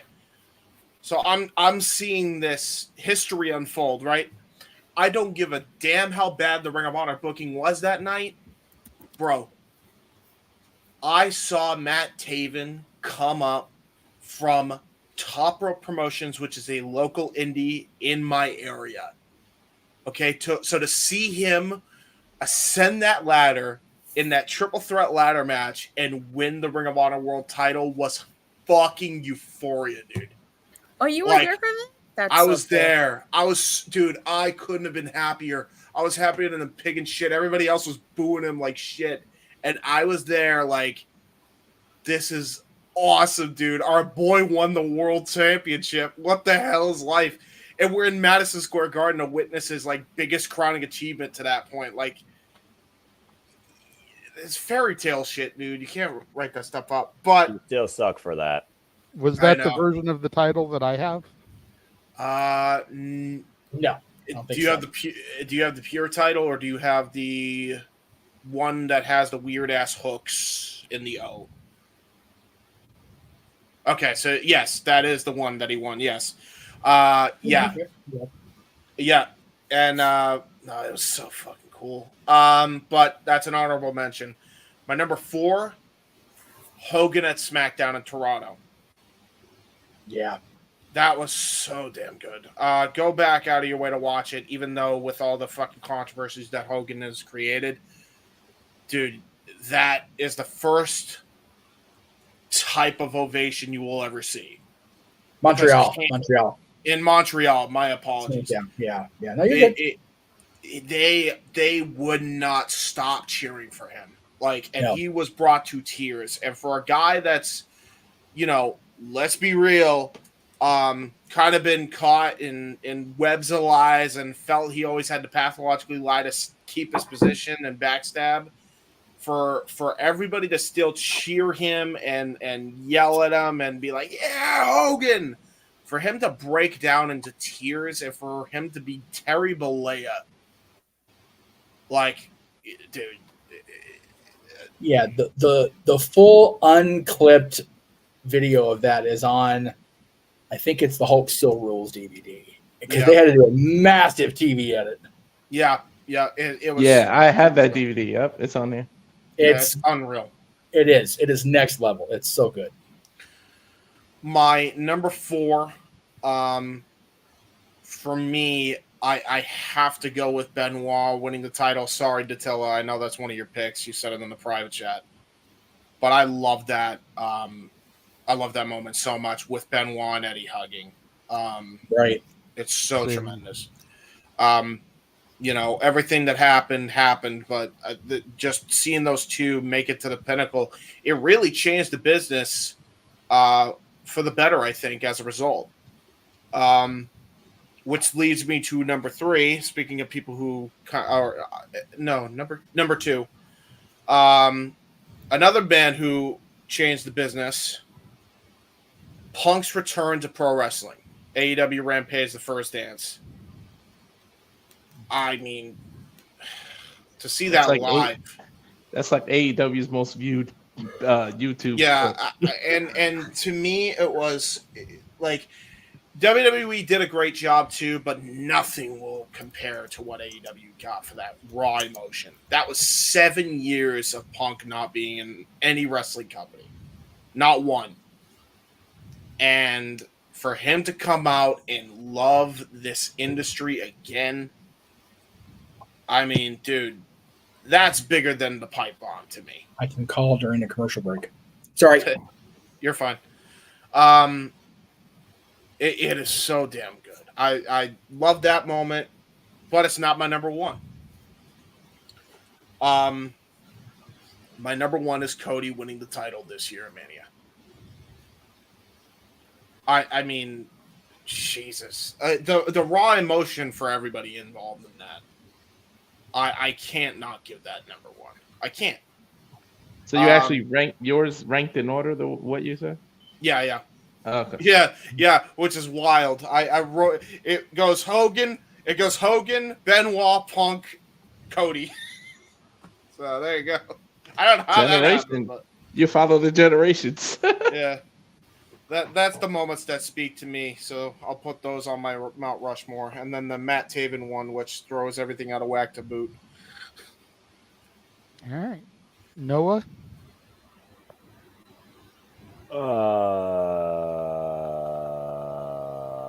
Okay, moments. Jesus, moments. All right, fine. Just piss buddy off. Bigger than Kofi Mania, the legit women's tag team that won at WrestleMania 35. That god awful long show. The Iconics winning the women's tag team titles. They were literally the last ones you would think that would win them. And in my opinion, they deserved it more than the Bellas. So I'm glad they got it, and the Bellas didn't. So that's just one thing I will put out right there. But in all seriousness, okay, moments. Well, you basically took a lot of the ones I was thinking about. But when I think of moments that affected me everlasting, one that comes to mind still to this day, it's got to be I just had an out-of-body experience called by good old JR where I thought Shawn literally was dead. And I still believe that match he should have won. But that moment where Shawn Michaels kicked out of Undertaker's Tombstone Pile Driver and the eyes literally told the story and JR encompassed it even stronger. That will always, always, always, always stick out to me. And I still, to this day, wonder how the fuck was that not it? And still, before this Genesis WrestleMania, that probably was like my one WrestleMania favorite match of all time as a whole. But yeah, that moment. You definitely got me with Clay finishing the story because it was that brought me back to being a fan of WWE once again, actually believing that professional wrestling mattered, that change could happen, and that the business could be for the better and not just about literally the three letters that have defined this industry, quote unquote, for the last 2 decades and everyone else not mattering. Triple H is literally making professional wrestling matter again for the first time in my life as a fan. So the fact that I'm a WWE fan again is because of that man, because the moment Cody Rhodes achieved in finishing his story. You can't find a bigger moment than that with a longer story built, told, ran, followed, no matter what company you watched him in, and rightfully deserving, even if it was a little bit over a year overkill. But at least the end actually, followed up and mattered versus the build. So I can't fault that. Another moment. That's 2, right? Fuck it. I'm gonna say AJ Styles entering Bullet Club. I never thought I'd say AJ Styles entering New Japan Pro Wrestling. I think it definitely took Bullet Club to a different level when it came to that main level appeal of a faction that literally could have a global outreach spanning generations. Probably more than the NWO with the fact that Bullet Club still rules the world, even as War Dogs. So I think AJ Styles definitely offered a lot when he showed up there and dropped Kazuchika Okada and basically took the reins from Prince Devitt. So, yeah. And then absolutely one definite moment for me. The one moment that I always will keep with me as a fan of professional wrestling, damn it. The birth of AEW, particularly Double or Nothing 2019 ending shot, John Moxley creating a paradigm shift. It was that night, May 25th, 2019, that the wrestling business truly was never the same again. And ever since then, good or bad, indifferent, you cannot argue with me. I don't give a fuck who you are, how reliable you might be, how credible you might be, friend or enemy. You cannot argue me that AEW has not been for the betterment of this business to get us to where we are right now. The countless unforgettable moments, restoring that passion, that faith, that outlook again, especially during its heyday. When those 3 letters arrived as part of this business, I knew we were in for something special. I just didn't know it was going to be this special or this controversial, if you ask a bunch of dickheads.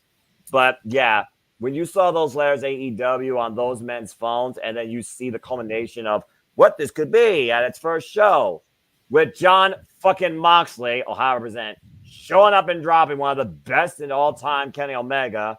Yeah, the definition sentence of paradigm shift.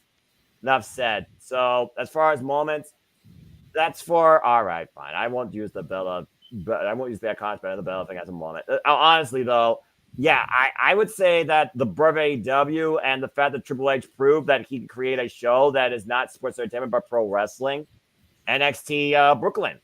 When those lights came up, he gave that mission statement saying the future is now, and giving me this non-strictly focused sports entertainment product, I was like, holy shit, professional wrestling might actually matter in WWE after I left this company literally beyond 2001 and didn't look back on it. So, yeah, I would say NXT's Brooklyn Breakout, AEW's Paradigm Shift, the AJ Styles Bullet Club arrival, and the fact that Shawn Michaels kicked out the Undertaker's Tombstone Power Driver at WrestleMania 25 when I thought he should have been dead to rights. So there's that moment there that I thought Shawn Michaels should have won and should have beat the man. And I still say that to this day. We knew Noah was going to have a Japan one in there. All right, Datilla, bring us home on this one. Wow, I was thinking about what my moments could be, and you guys all said a really good ones. But besides the obvious ones, I think for me, one of the biggest moments for me, anyways, and this is in no particular order. I'm just gonna say them. Same. Trish and Lita main eventing Raw. I think that to me was such a big moment because that hadn't happened, and for them to do that, that was pretty cool in my opinion. For them to get that opportunity. Yeah. Yeah, that to me was epic. Another moment would have to probably be Edge's return at Royal Rumble after being forced to retire due to his neck injury. That for sure. And then I also have to agree with Noah. Jon Moxley showing up at the end of Double or Nothing and attacking Kenny Omega. I watched Double or Nothing and my jaw dropped when that happened because I was not expecting Jon Moxley to show up. That was a holy shit moment. Like probably one of the most iconic moments that I've ever witnessed. Yeah. And then another one. Let me see. Another one. Yeah, because there's 4, right? I said that's Yeah. 3. So for me, He was just doing the DJ Khaled. Yeah, he's right. What? I guess I would have to pick Kevin Owens and Sami Zayn winning the tag titles last year. I was there for that, and that was such a special moment. That's fair. Yeah. That's fair. That was a good one.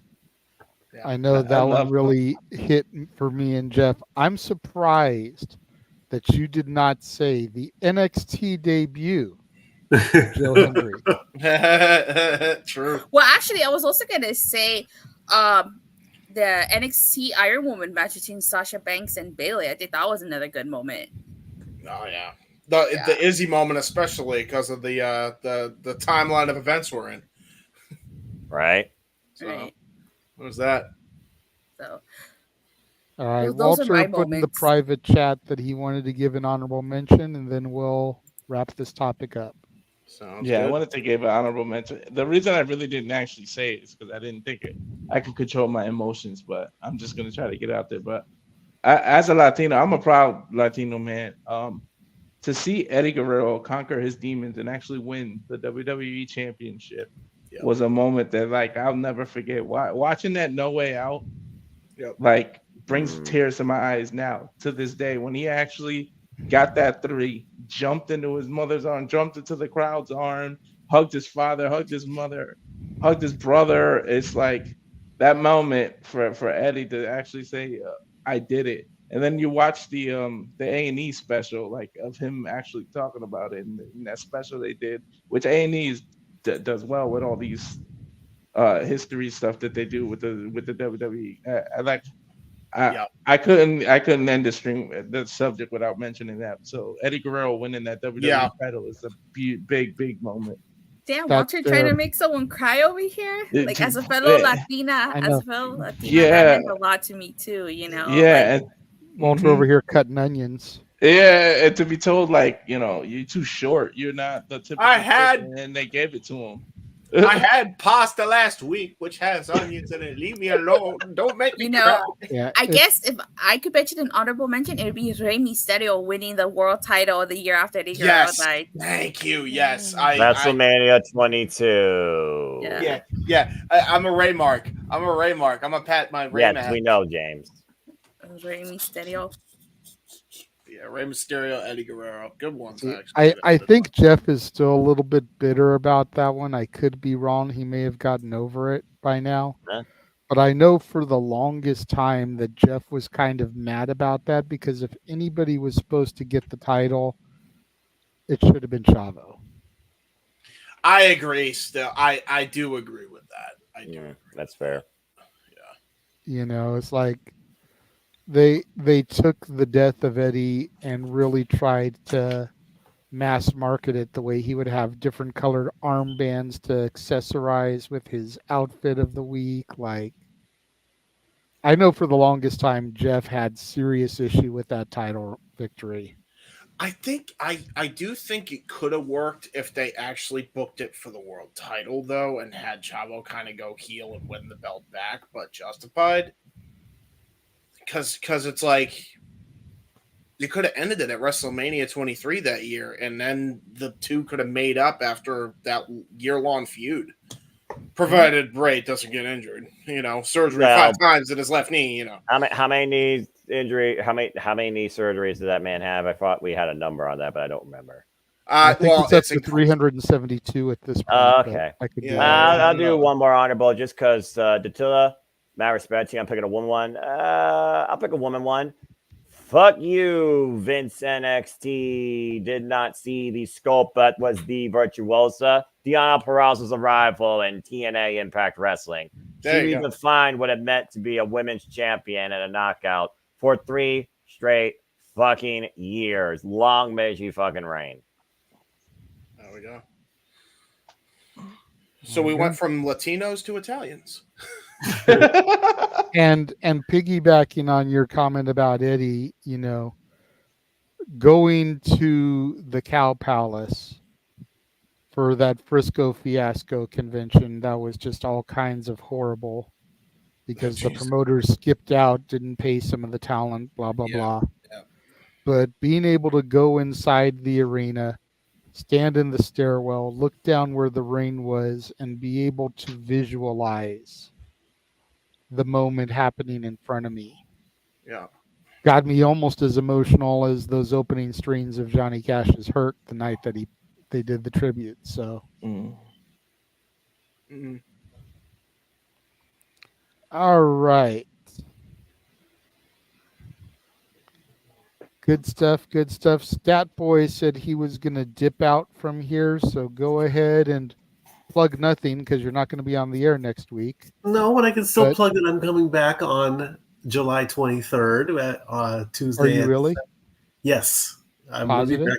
Absolutely, positively sure. I am going to be back in the sports bar on July 23rd, regular time, 7 p.m. Eastern, 4 p.m. Pacific. A lot of stuff has been happening. The ladies just got done with Wimbledon today, so that's news coming up. A lot of things have been happening that I'm trying to keep up with. But when we get back in, we're going to just continue on. The Olympics are coming up too, so definitely got to keep an eye on that. Until then, still trying to get the car fixed and still trying to get through these horrible, disgusting allergies that have just been sidelining me and all that. But hey, and this horrible heat wave that's turning the East Coast into the literal Baked Apple. Anyway, right. I love you all, my family. This was a great show, great moments, and stick around because more to come. Love you all. Stat Boy out. Bye, Maggie. Bye, Maggie. And he gone. He's gone again. And then there were 6. Well, try to organize everybody the way I'd like them. All right. Okay. Cool. So before we get into the next topic, we will take another commercial break. I know Jeff messaged that he's going to be on the phone for a little bit. So we'll go ahead and we'll run a longer trailer and try to give him a little bit of time to get off the phone. Take a look at the Gary Hebert documentary trailer, which, much like Veer Mahan, is still coming. Yes. Hopefully he won't finally debut just to get released. There's medicine for that, Well, the whole idea is for the documentary to get released. That's fair. We will be back.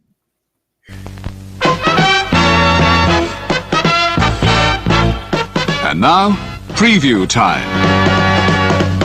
So let's take a look at what's coming your way.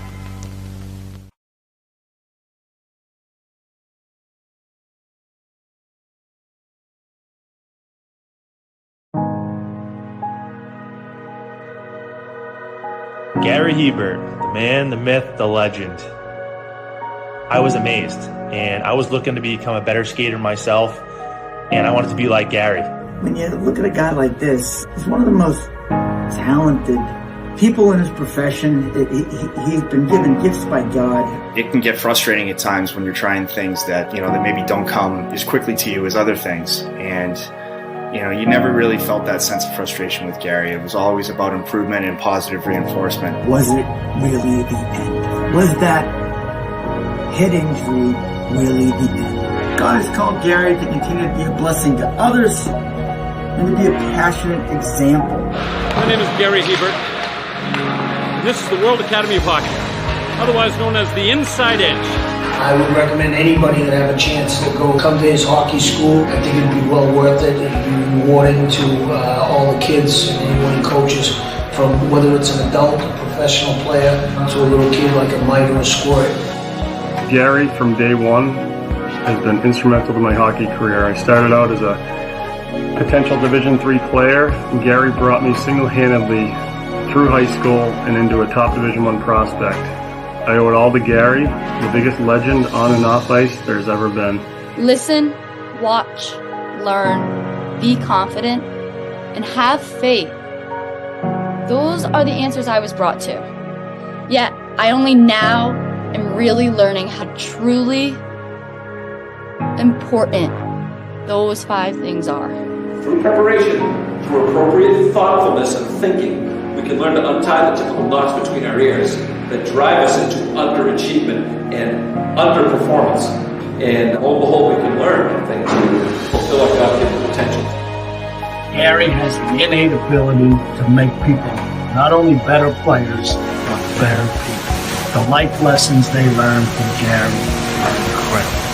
I can always remember leaving that rink knowing as a player I got better, or I had something to improve on to get better.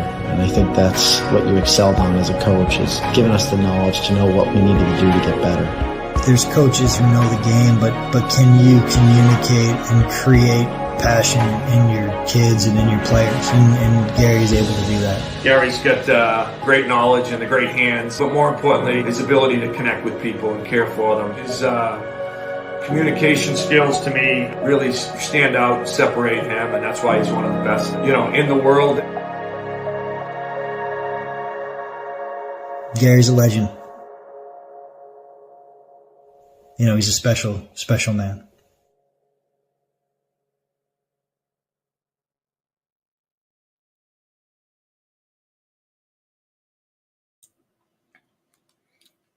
Jeff, JJ, you should let me know what you think of the preview I sent, because I love the feedback. I'm a feedback whore.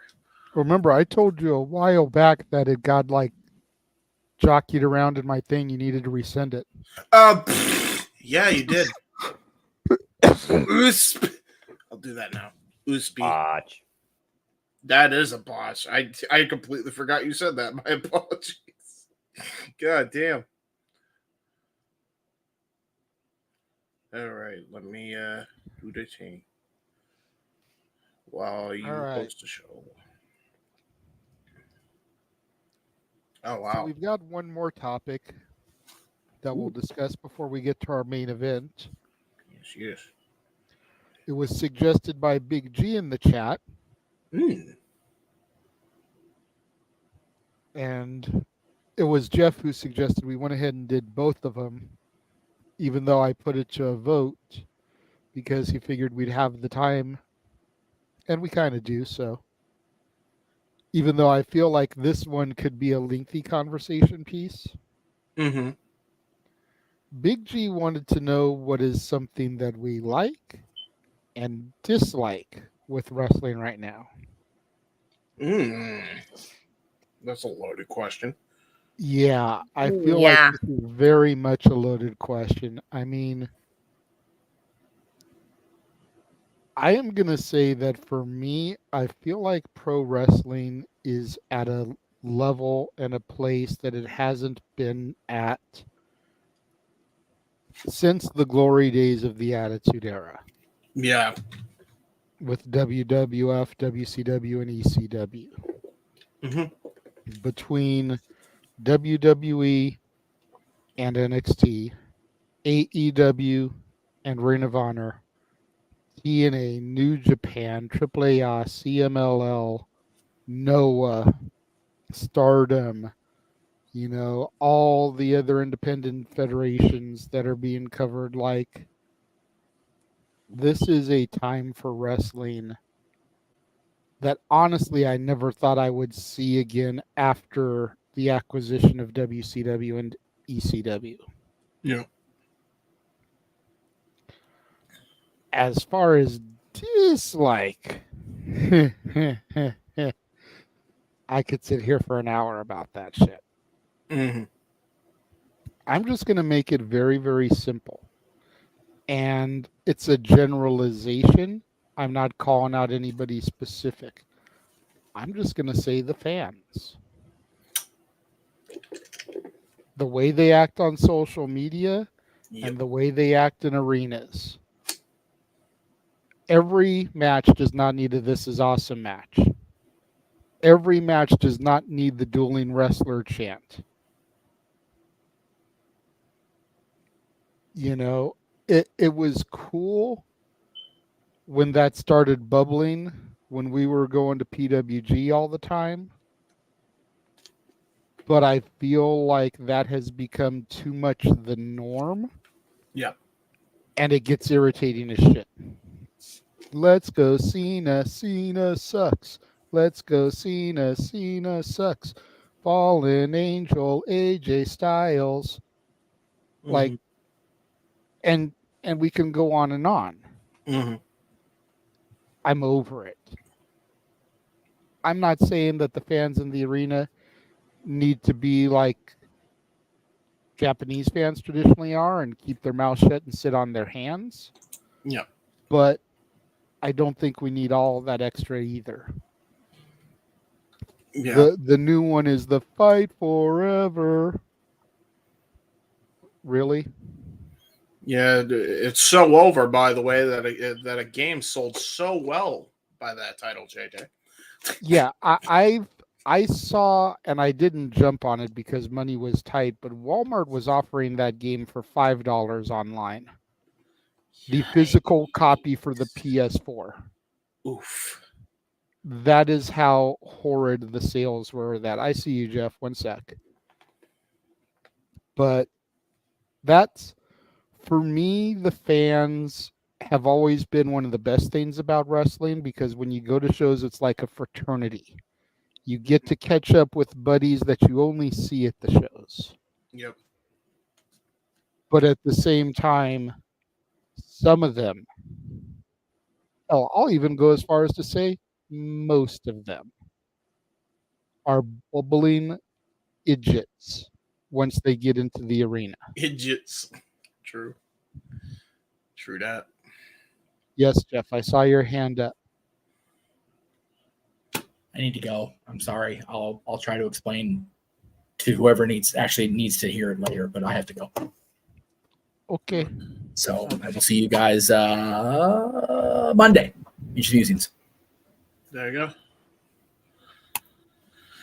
All right. Alrighty. And then there were 5. Well, Datilla, we'll go ahead and throw to you next on this one. If I'm just generalizing it, I really like what's going on right now in pro wrestling in all aspects. WWE, AEW, TNA. If there's one thing I dislike, it would probably be the IWC. Yep. You know, I feel like the IWC can be toxic at times. And I just feel like if people use social media as an excuse to be like horrible and shitty sometimes. So I'm not calling out anybody in particular. It's just generalizing it, you know? Yeah. Yeah.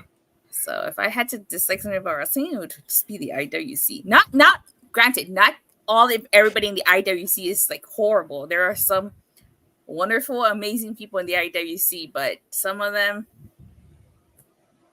just horrible. Like the the Colts network, we're the good ones.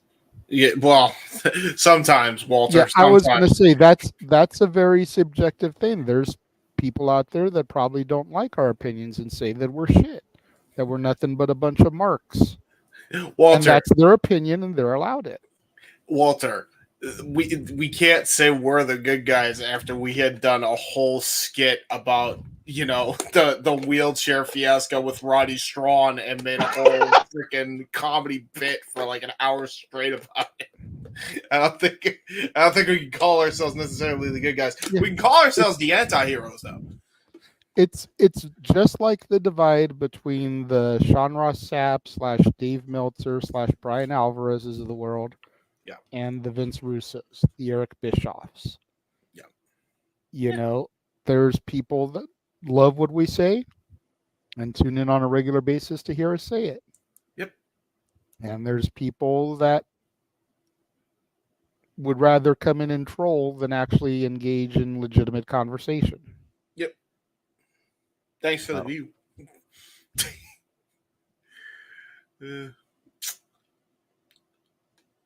May I go next, sir? Yes, go for it. Basically, you and Dattila kind of covered it all for me. That's pretty much it. Now, everybody knows, it's no secret, that I don't watch pro wrestling on a weekly basis anymore. Lately, I've been doing more frequent stuff, but that's because, Dynamite 250, I'm not missing that. I was a day oneer, not going to miss anniversary shows, just not going to happen. There are exceptions to that rule, right? But generally speaking, I don't watch Pro Wrestling Weekly anymore. And it's exactly what you guys said you hated about the industry. It's because of the online discourse. And I think the fans are one thing. Like, yeah, they get annoying, but like, whatever. I mean, you paid a ticket. That doesn't really bother me much personally. But I think it hurts the weekly viewing experience. And I think a lot of people they may lose sight of that when they hear me, say, this is why I can't watch it on a weekly basis. It's because it can get draining at times when you're covering the negative shit, and it's always negative shit. Like all this positive stuff, and then all this negative stuff just comes crashing down. Out of nowhere. And it comes crashing down and it hurts inside. Dun, dun, dun, dun. Nice. That's a good one. But yeah, no, like it's just for me, I'd say it's that. And the tragic thing is, and this is just for me. This is definitely not for Noah, because Noah knows how to turn that thing off. But when you're as creative and as digitally on screens as I am, as a video editor especially, it's really kind of hard to pull yourself away, especially if you're an empathic person. Mm-hmm. And you care about people that are kind of getting wronged. So it's hard to kind of tune in on a weekly basis. And that's just me. Like, everybody has one of these now. Everybody has a phone. And what's the first thing you're going to do when you look up, things on YouTube? Or if you're interested in wrestling, like you're interested in any other form of entertainment, what is the first thing you're going to do now? Look it up. Yeah, find out Google more it. information. And Google it, YouTube it, Facebook it. I don't know what you use. You could be a grandpa. You could MySpace it, for all I give a shit. But the point is, you research more about it somehow, some way. I feel it's harming the growth of what should be, benefiting everybody involved company wide, solely because of the toxicity online. Because that could be something that a person sees. And I think the more, you see at least certain ratings, it kind of shows that. Yeah. That's why I can't watch it weekly anymore, because it's so draining. And that's if you just have nothing to do and have no life, at least currently speaking, like I do. This man got kids, the producer. There's a reason For the Love of Wrestling ain't happening, because trying to deal with kittens and then having to deal with the childlike nature of the IWC on top of that, which is infecting the pro wrestling market at times, forget about it. I mean, come on. It's just no way, and that's why I like doing it monthly, because monthly has been so much more enjoyable for me, because I don't actually watch any of that fucking shit online. and it's so much more enjoyable. I had a blast calling Prestige. I had a blast calling the AEW show, and I have a blast next week calling the AEW show. And I might join in for Blood and Guts, and then I'll be bowing out again, right? Like that's better for me because I get to adjust my schedule, and thus I'm not on this thing that pisses me off. Yeah. Because people piss me off. I mean, there you go. That's a simple solution to that, but it is a problem, so shall be addressed. And so it was. That's it. Walter? All right. I'll start with the negative. A lot of us growing up being wrestling fans had to defend wrestling because a lot of people use the F word. And no, I'm not talking about the offensive one. I mean the word fake. It's offensive to wrestling fans. So this whole bullshit of no selling and popping up after a move is as soon as it's hit, that's really, really bothering me. Like I hate this thing. Like Canadian Destroyer pop up and then another one pop up. It's really, really bad. It's the art of the storytelling during a match is getting lost behind this whole flippity doo-dah doing everything and getting up. So that story and buying the false finishing is being lost. Like one of the moments on Mount Rushmore Noah mentioned that Shawn Michaels, that was a moment because he kicked out, but it was a story and it came out of nowhere and it was slow and methodical and no one expected it. Now everybody's expected to kick out of every goddamn thing. Like you need 10,000 super kicks a match. You need 8 frog splashes, 3 clotheslines from hell. Like it's all the same pattern. That's really, really getting on my nerves right now. And it's like hard to defend that when people say it's fake. It's getting harder and harder to defend that. But one positive thing, the most I like is the reach of wrestling and the global and how everything's being teamed up. This whole TNA, NXT, the reach of everything being combined and just its popularity is the best thing to me. Like literally, we're getting wrestlers jumping companies without actually losing contracts and everything. They're allowed to get more exposure out there. I feel like that's the best thing about wrestling right now. The fact that it's exposed everywhere. And it's not just the WWE juggernaut, it's everyone. Agreed. Yeah. To add All your right. Oh, sorry. Well, JJ, I didn't mean to cut you off. It's okay. Go ahead and add to his point, and then I was going to just throw it to Noah. That's fair. I just wanted to add your negative point and kind of just to add to it, not necessarily like be a negative Nancy. I think the way to fix that, and it is fixable, produce your own style on your moves and your presentation, which the presentation most people got down pat, and then how you perform moves. Maybe not necessarily moves themselves, because goddamn, everything has been done in pro wrestling, but how you perform them. Like when you saw Booker T show up, there was only one way you could deliver a scissors kick if you were Booker T, and it was how Booker T delivered it. You know, there's only one Spinneroonie master. There's only one Harlem sidekick. There's only one way you could do a missile drop kick when you're Booker T. You know, there's the knife edge chop was one of the most infamous in the business because of the theatrics. Like everything with Booker was theatrics. Rob Van Dam was literally Jean-Claude Van Damme if he was in the ring. Whole presentation, martial arts, stuff like that. People should have their own twist and flair to how they not necessarily have moves, but deliver moves. Because Eddie used the frog splash, but Van Dam had the 5-star frog splash. Much like Kevin Owens has the bullfrog splash, or, you know, the Montez Ford has his take on the frog splash and stuff like that, you know. I think it's easy to fix. Yeah. It's just a matter of will they? That's the question. All right, Noah, go ahead and bring us home. I know you don't like talking about negative, but I'm sure there's something about wrestling currently that kind of grinds your gears. And then what is there that you love about wrestling right now?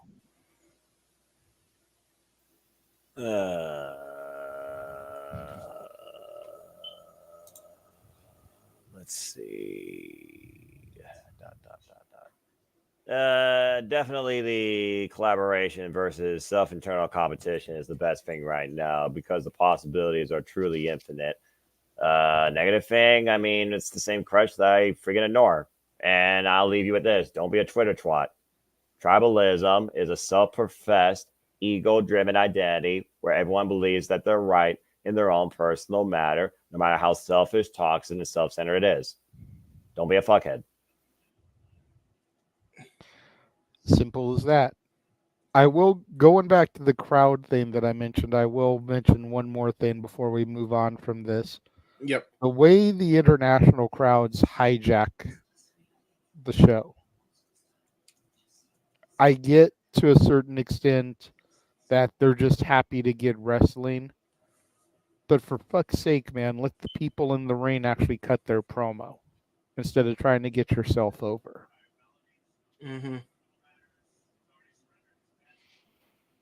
I agree with that. Yeah, sometimes it's like fun with the whole Dom thing, but sometimes I'm like, okay, let them get something out so I can kind of hear like what's going on. Even though it's fun to like boo the hell out of him and do that, I get it, but it's like at some point, let him say something so he can get it out. Well, I think that's why they're trying to slowly. I noticed through this whole live thing, they're trying to turn him babyface because Dom is probably complaining like, guys, like I want to like get reps in on the mic and it's impossible. Like, can we find a way to rehabilitate my character, please? I beg, please. He's not gonna go face it. Him and Liv at the heels, and Rhea's gonna go face. I don't know, man. He's got to go face eventually. I don't know. Look, all I'm saying is I never thought MJF would turn face, and then he did. And then he had a great babyface run. So if he can turn face, so can Dom. Okay? I want to see him stay heel, beat his father, and force him to retire. That's true. I don't know. All right. Go ahead and give your plug to Tilla. I saw that she wanted to get out of here, and then we'll go to commercial. Yeah. Okay. So you guys can follow me on Twitter at @Tilla_. Talk all things wrestling, WWE, AEW, TNA. I go live every Monday, Wednesday, Friday, occasional Saturdays and Sundays. For all things TNA, you can check me out on Body Slam, and Power Morphicon is next month, so I will be doing some Power Ranger videos as we on the road to Power Morphicon, and I will also be at Power Morphicon. More about that as we roll into August. The Jeff Meacham Network. Sorry, that was a botch on my end. Botch. It's okay. And make sure you guys tune in every week. What about Tuesdays? Do you do videos on Tuesday night? No, I don't work Tuesdays. You gotta start doing videos on Tuesdays? I don't work Tuesdays. Boo. Triple H. Because the Tilla_ doesn't want to work Tuesdays. Maybe I'll release Power Ranger content on Tuesday. Let's go to Tilla. I mean, you got to give yourself at least one day a week. I can relate. I do. Tuesdays are my day of the week. That's true. And most of the time, it's either that or Monday. It depends on the mood. I'll give her that. Honestly, if that's her reasoning, I can't shit on that too much.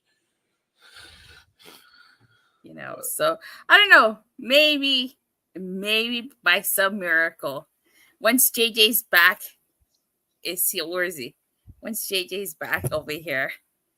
I mean, he's getting trim ever since he started that new job, so he might not need that back spray. I bet when Joe Henry does this to a WWE contract, she will start watching it. Hey, the biggest deal for not giving us what we want. That's funny. Emmanuel is also booing me. Well, I mean that's what they do. They're just giving you flack on the way out. I guess somebody has to. Maybe one day. We'll see. Never say never. I haven't said I never would watch it. I'm just saying I'm not gonna watch. Yes. You got to give the people what they want. Who am I? Just don't Jeter, treat it cool like. Just don't treat it like the documentary with James. Well, I mean, she's had more NXT uploads than I had releasing this documentary, so that's kind of already done. I mean, 2 reviews in one night. Yeah. Yes, I can't be too mad. Yeah, that's true. Yeah, and I gave it a Sean Spears perfect 10. What more do you want from me? To watch more, because if you enjoyed it enough to give it a Sean Spears perfect 10, then they're doing something right. Why would you cease to watch a product that you gave a perfect 10 to? I will say this. That's a fair question. Okay, well, let me ask you this. If NXT is as good as you say it is, why is it that the 2 biggest talking points were not NXT related? It was TNA related from this week's episode. Was there not anything else to talk about besides those 2 things? Yes, there was. And there's definitely something that's been talked about a lot, at least by us on here. And that's the fact that Thea Hale won her match and could very much be ending up to challenge Roxanne Perez. And if she defeats Roxanne Perez, then Noah has to buy a Chase U t-shirt. Not going to happen. Chase U. Not going to happen. And to play devil's advocate to Dattila, outside of these watch-alongs and this NXT excitement known, I still don't watch TV because, well, fuck television. And the only TV product that actually engages me is TNA and AEW. Other than that, everything else is stream-based and rest and gaming. That's fair. Because I don't have Fox and Raw still too long, still has too much filter, and still to me sucks. That's fair. Can't wait for Netflix. God damn. I actually might give it a chance. We'll see. We'll see where I go with, but I will say from the time that I started doing this whole thing with you, for JJ with NXT from January up until now, some episodes have really been a hit or miss. Some of them they start off strong and they kind of dip, pick up again, and stuff like that. So it's like I feel like, like with TNA, there's never a time where I was like, oh, this was a terrible episode. Like I feel like every episode is like great, and with NXT, I feel like sometimes it's a good episode, sometimes it's not. Sometimes it's kind of like, really, this is it, like. So that's just my take on it. See, that's fair. And I'm totally willing to give you your opinion, and I feel the same way about the TNA product. I feel like I haven't seen a bad show from any company other than AEW. And I'm just speaking television, not pay-per-views. Yeah. But there have been stuff when I'm watching TNA, and I'm like, really? Why are we wasting time with this? And then there's other stuff that I'm like, I want more of this. You mean every time with Flop Dollar and Ash by Elegance? Yeah. Why are we wasting time on that? You know what? I want to see more Steph DeLander and PCO, goddammit. Well, she's in Australia right now. Take their TV time that you're giving to Flop Dollar and Dimeless Dana Brooke and give it to Steph DeLander and PCO. Take TV time away from Jericho and put more into your fucking women's division, AEW. God damn it. Hi, guys. Hey, how dare you? Hi, guys. Hi. I know you don't want me to retire. Hi, you two guys. are part of the problem. You endorse it. I endorse Jericho. Jericho's hilarious. I like Brian Myers' version of the Learning Tree. You remember that, Noah? Yes, I do. Local talent Sam Beal was part of it. Hey, listen. There are other things that are on AEW that don't need to be on AEW. You could keep Jericho's thing and also build the women's division a lot more. And to be fair, they have been doing that lately. So, yeah, well, you can say that about any company. And again, Raw, figure out how to book single stars for your women's division versus IKEA tag teams and factions. Do you forget that AEW has the greatest women's wrestler ever? What? No, they do not. What?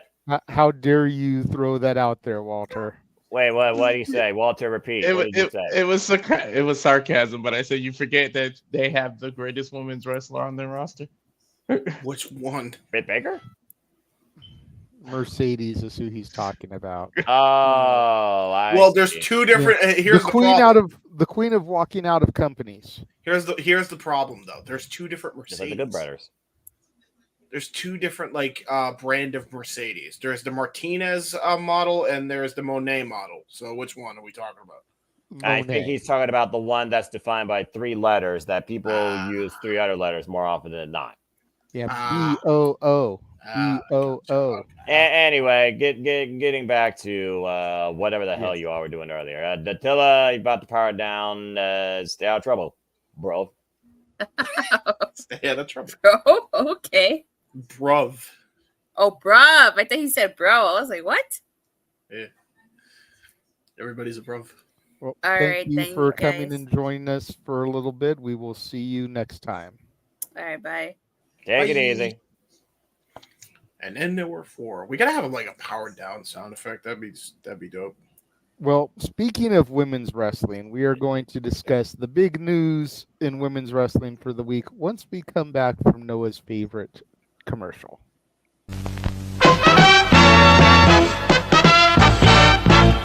And now, preview time. So let's take a look at what's coming your way.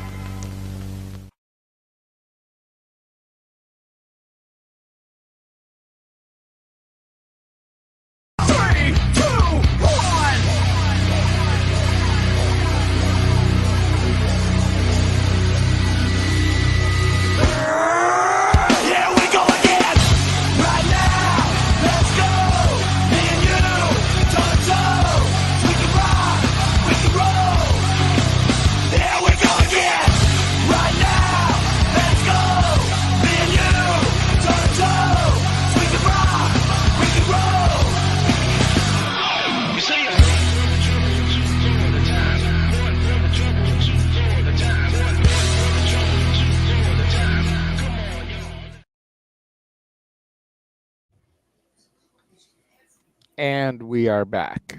Directing, and combat Danhausen? sports and contact sports. I was say, Danhausen, where the hell you come from? But yes, all the wrestling. Very nice, very evil. Very nice, very wrestling. So clearly that is not updated because it still has the Combat Clash in there, which aired yesterday. If you guys missed it, go to Prestige Wrestling's YouTube, watch the entire show. They gave it up for free there. Yes. Synced it up with our commentary. It was a fun time. The first 4 matches, we did rotating commentary where James, Walter, myself, and even Jeff joined Noah for color. And then Walter had technical difficulties and had to dip. And then we moved to a 3-man booth for match 5 through the main event. So go check that out.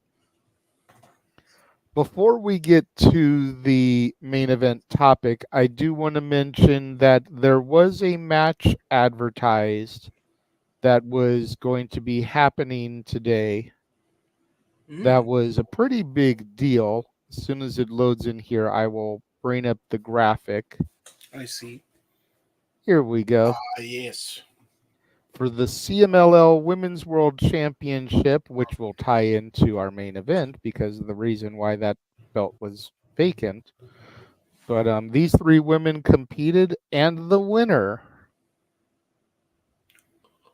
again.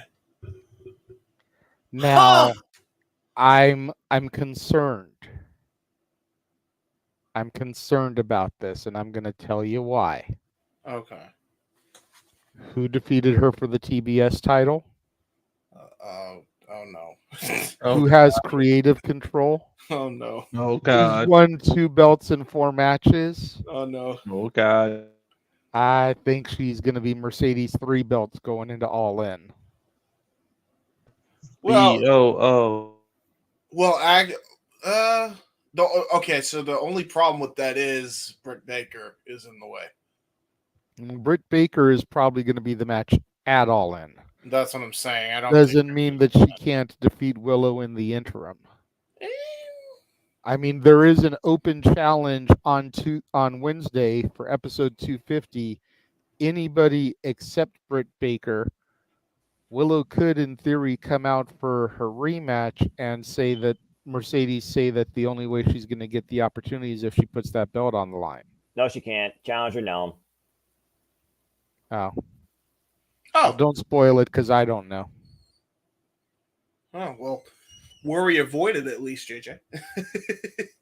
There you go. But the big news this week is that Stephanie Valcour, and I hope I pronounced that right. Valcour. There's no L in it, though. Yeah, it's weird. Spanish. Yeah. Fair enough. So Stephanie Valcour walked out of the companies, New Japan and CMLL, and very quickly inked a deal with the WWE. Yep. She is quite literally in Mexico for a house show for them right now. Oh, Like, that is how quickly they are throwing her out there. Oh, there you go. And of course, the IWC have issue with the way that she left the companies and went to WWE. Mm-hmm. A lot of these people had no issue when Sasha Banks and Trinity Yep. walked out and did what they did Mm-hmm. because they were leaving the evil corporation, and Stephanie has signed with the evil corporation, even though it's no longer evil because that person is no longer in power. Yep.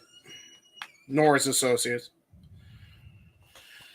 On the one hand, I understand why people want to give her shit, but apparently some people, not me because I've been too busy, Mm-hmm. but some people have done digging, and apparently there are people, this is rumor now, keep in mind this is rumor.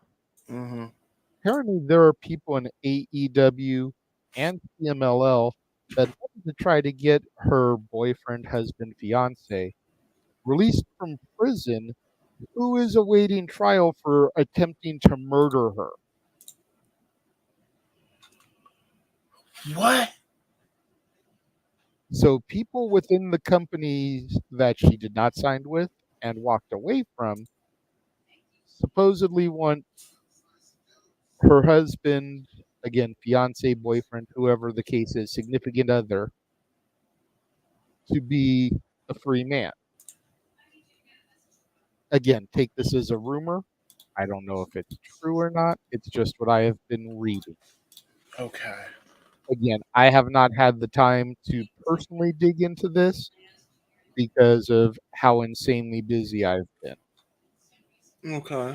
In this post from multiple people, some quote unquote respected, some not quote unquote respected, some random fans in just wrestling groups. Mm-hmm.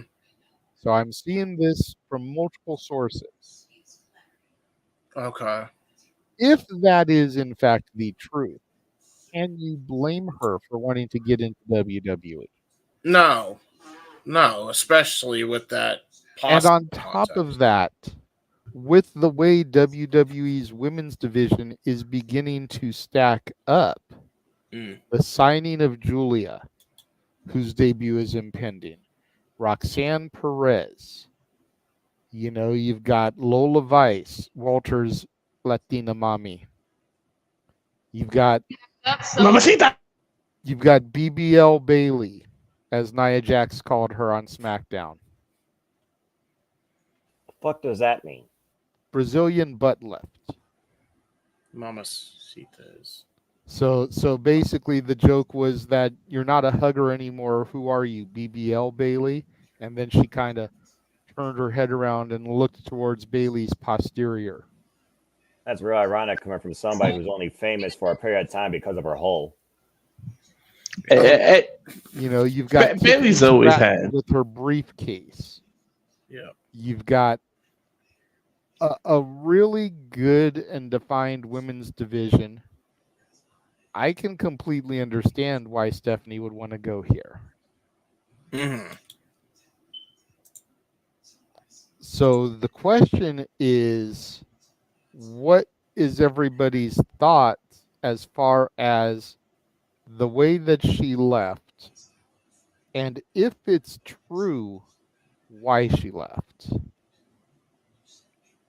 Noah, I know you've been doing work, so we'll just go ahead and throw it to you first, and we'll come around the room. Yeah, as long as they don't throw her in the IKEA tag team in the LWO with Selena Vega and just waste her potential, I'm actually okay with her choices. That being said, pretended legal. Oh, who the fuck am I kidding? There's no justice. If that is true, then yeah, get the fuck away from something that holds you back from living your life. Bottom line is this: I don't look at a company. I look at the business as a whole, as a fan who keeps their phone in the pocket, learn something. Good for her. I mean, at the end of the day, if somebody wants to pursue a different venture somewhere else where bigger opportunities could await, as well as newer challenges to overcome, such as the virtuoso Diana Purrazzo, who went from TNA to AEW and now is looking to reshape it into her own marvelous masterpiece of chaos, Elimination Reign. I have nothing but respect for Stephanie Valkyrie. I've been a fan of her since discovering her last year at Resurgence and following her work through CMLL. And the thing of the matter is, the individual itself is what makes the business, not where they work or who you think they should be working for or what championship you think they should be having. So, I mean, if there are personal reasons behind it, that's nobody's fucking business. It comes out of the woman's mouth herself in Espanol with a reliable person like Denise Salcedo. So, yeah, I'm very happy for her. And at the end of the day, I hope other people follow suit. Go where you believe the best opportunity to give what you want to give to this business can potentially happen. That not only benefits the business, but benefits you. Hopefully for the rest of your life. I wish Stephanie nothing but the best, but WWE, for the love of God, again, your main roster, make more single top female stars. Stop trying to reinvent the wheel 15 times with tag teams. It isn't working. That's fair. Emmanuel, I do see your comment there. I did forget about that. So we will take care of that once we're done with this topic. Walter, go ahead. I have absolutely zero issues with what she left, how she left, and why she left. If those rumors are true, get as far as effing as you can away from that toxicity. That is stupid and ignorant. Why would they do that? And that just shows how low somebody would go just because you didn't get what you want. Because you know these other companies wanted her, and they're just bitter because she signed with what is best for her and what can provide her a potential lifestyle for the rest of her life, like Noah just said. I have zero issue with what she did, and I could only wish her the best, like Noah said. So hopefully WWE doesn't screw her up and they do it. It looked like I think they're gonna. I don't think they will though, because they already got her on a house show, like you said, in Mexico. They already want her in front of the crowd, so I think they got high hopes for her. So here's to them booking stuff correctly. But yeah, I have zero issues with what she did. For her, it's for her safety. All right, there you go. It's funny when you mentioned the ignorance, I immediately flashed to that episode of South Park with Michael Jackson. No, that's ignorant. yeah, I remember that one. Nice. That's good. All right, James. I'm sure you've got quite a bit you can say on this one, but let's try to keep it quick so we can get to Emmanuel's topic that I forgot about. Right. Man, I have no idea that was even going around the horn. Do we know the wrestler in question? Not that they deserve the effing publicity, but No, is this I do a not. wrestling douchebag like that abused her or tried to murder her? Like a part of like nobody knows him, right? From the Not sound to of it. my knowledge, no. Noah, do we know I'm who gonna this? see if I can find the information, but just keep on going. Okay. Games, by now, I keep to myself. I can give a fuck all about anybody else in this world that's not related to me or my family for my own benefit or for my family's benefit, as you were. That is fair. And I assume Walter is just as clueless as I am. So there you go. Okay. So what I will say, even though it does seem like a bunch of sources have vetted or at the very least connected possible dots, this is all still speculation. And I'm just going to say that just to cover my own ass. And quite honestly, it's just kind of the responsible thing to do at this point. Exactly. That's why I said that it was rumor and private chat. Awesome. Let me see what we have here. Okay. From what I understand, this is going to be just from reading the name alone, it does look like this guy is about to be exposed by Tonkasaw, aka Grapple Vision. So this guy is definitely bad news. He has been in the he's been in the bad public light, very similar to Alberto El Del Dipshit, for obvious effing reasons. Really not surprised there.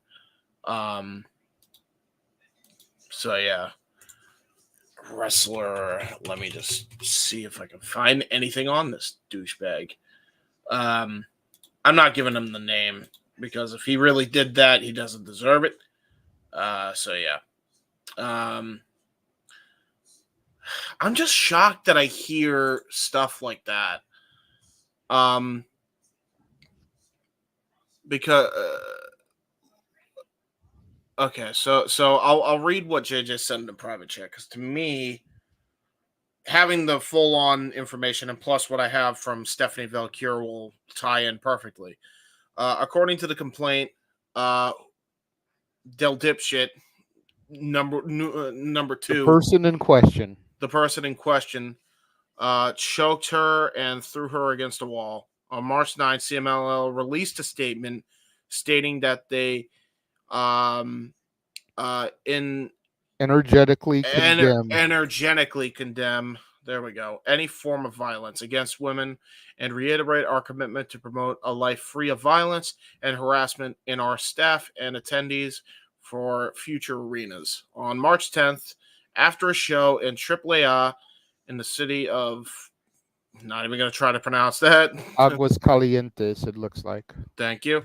Was arrested and an arrest warrant to Mexico City and charged with attempted homicide and domestic violence. Yeah, so, I mean... I'm sorry, yeah, it's Aguas Caliente, hot water. That's what that literally means. Okay, gotcha. Now, my thing with that is AEW wrestlers wanted this guy free? I could see CMLL wrestlers just because the culture in Mexico is it shouldn't be the way it is. But that seems fishy to me because CMLL I can believe. Wrestlers from there, I can believe they want him back because they see it as an injustice because a lot of them are douchebags. They really don't give a fuck. Like it is abuse and neglect and homicides are through the roof there. I'm not even just saying that to be a douche. That's just how it is there. It's been a very bad epidemic for a while now, especially in Lucha Libre, unfortunately. So I just want to point that out there right now. I don't think that AEW wrestlers, unless they happen to be from CMLL, wanted this guy back. That's what I was going to throw out there as you were pondering the question is, aren't people like the Lucha Brothers originally from CMLL? They are from AAA, but okay. But I do know that they've been working, not the Lucha Brothers, but AEW have been working recently with CMLL. Yes. And this whole Wrestle Dynasty thing is supposed to have CMLL involvement. Right. So that could be part of the basis as to why they wanted him. Now, there is a couple things that kind of led to this theory to be pretty damn accurate, unfortunately. This tweet from Stephanie Valkyr, which this is Google Translate, so I don't know if they mispronounced anything, but this is from what Google Translate says. From Stephanie Valkyr herself, at this moment, I stopped belonging to the ranks of CMLL and New Japan Pro Wrestling. Clarify, I am leaving through the big door. Forever grateful to the World Wrestling Council and New Japan Pro Wrestling, and in the best of terms. Now, I find it interesting that they mention World Wrestling Council and not CMLL. She does not mention CMLL once. So that tells me it's not AEW that's really the issue, it's CMLL entirely. Unless World Wrestling Council has a working relationship with CMLL, in which case, forget what I said entirely. But if they're two different entities, she did not mention CMLL at all in any kind of regard, in any negative regard either. However, CMLL didn't necessarily bury Stephanie on the way out, but like didn't say anything positive or negative about her either. Probably to protect their ass legally, if this is true. And unfortunately, it ain't the first time Lucha has harbored an abuser and possible homicidal maniac. I point to Alberto Del Dipshit in AAA. So it wouldn't shock me. And judging by how CMLL responded and the fact that Stephanie Valkyr herself did not mention CMLL at all by name, this one might be the most accurate story that any dirt sheet has reported all year. Unfortunately. That sucks. Man, I mean, at least we waited. At least we waited. I remember we even talked about it too in the private chat. Like, let's wait until we get all the facts before. And we don't even have all the facts yet, but we have most of them, I think. We wanted to wait before we reported on anything. And I think, CMLL kind of buried themselves. So, yeah, honestly, I'm with Walter. I firmly stand behind her in that decision. Stay the fuck away from there. Never come back there again. And, happy WWE contract signing day for you. As you deserve it. Yep. God damn. I just have a hard time, and maybe this is my personal issues with Mercedes, Sasha, but I have a hard time gathering the fact that people are upset over this, but weren't upset over that, or trying to claim they weren't upset over that because they're not the same situation. It's like, this is 100 times worse. This is way worse than one. And both were pretty bad, by the way. Just to clarify. Yeah. But to our knowledge, nobody in the WWE tried to commit homicide on Sasha Banks. No, just sexually harass her. That was it, I think. So, this is infinitely way worse. I mean, I wasn't even mad at either one. That was the thing. That's just me. And the other thing is that if the reports are true, Stephanie walked out an hour before the show. The other two walked out in the middle of the show. Oh, an hour before the show. Okay, so this was a recent day. So this had to have been a CMLL thing then. There's no way AEW had any say in this shit. That tells me everything I need to know then, because that's definitely a CMLL problem, not an AEW problem. Oh boy. Oh boy. Oh no, it's not looking good for AEW's newest partner. Oh no. Oh no. Yikes. And to be fair, I don't think it's CMLL in maybe it's not CMLL the organization, maybe it's just wrestlers that want him freed. which it seems like a lot of wrestling dirt sheets seem to corroborate that claim. So maybe it's just the wrestlers and not necessarily the company. And for AEW's sake, I hope the fuck that's the case. Because that's not a good PR look. Yeah. Jesus. All right, let's get off this topic. Let's do the topic that Emmanuel had brought up that I had forgotten about, and then we will get out of here. Sounds He good. actually brought this up on an earlier stream during the week and Yes. super chatted it. So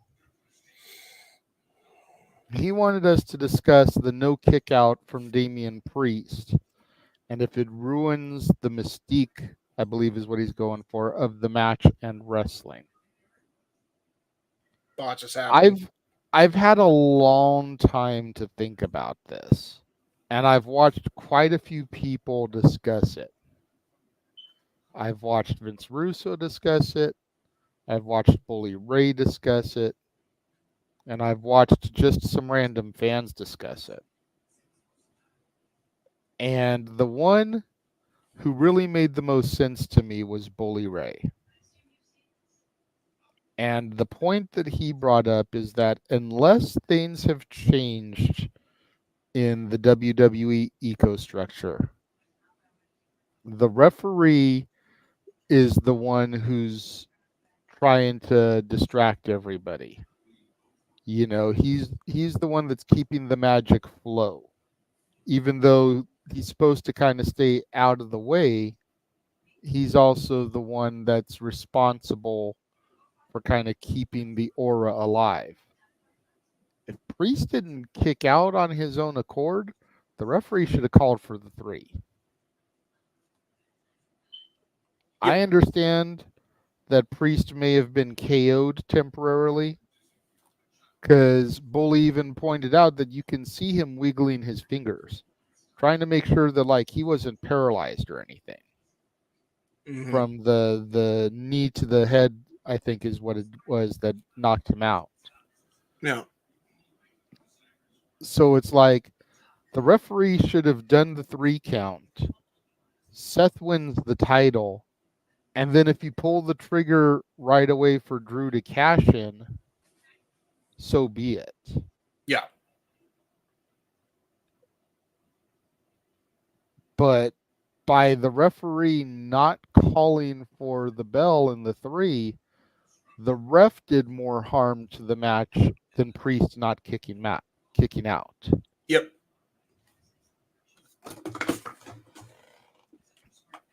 And I thought that was a very interesting take on it, because everyone wants to blame Priest for not kicking out. They want to blame production for not hitting Drew's music quick enough.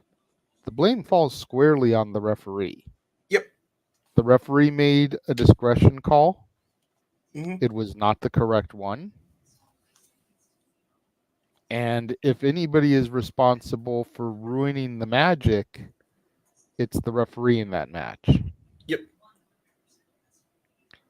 I don't know if I would say that it completely ruins the magic, because like James said at the outside of this conversation, shit happens.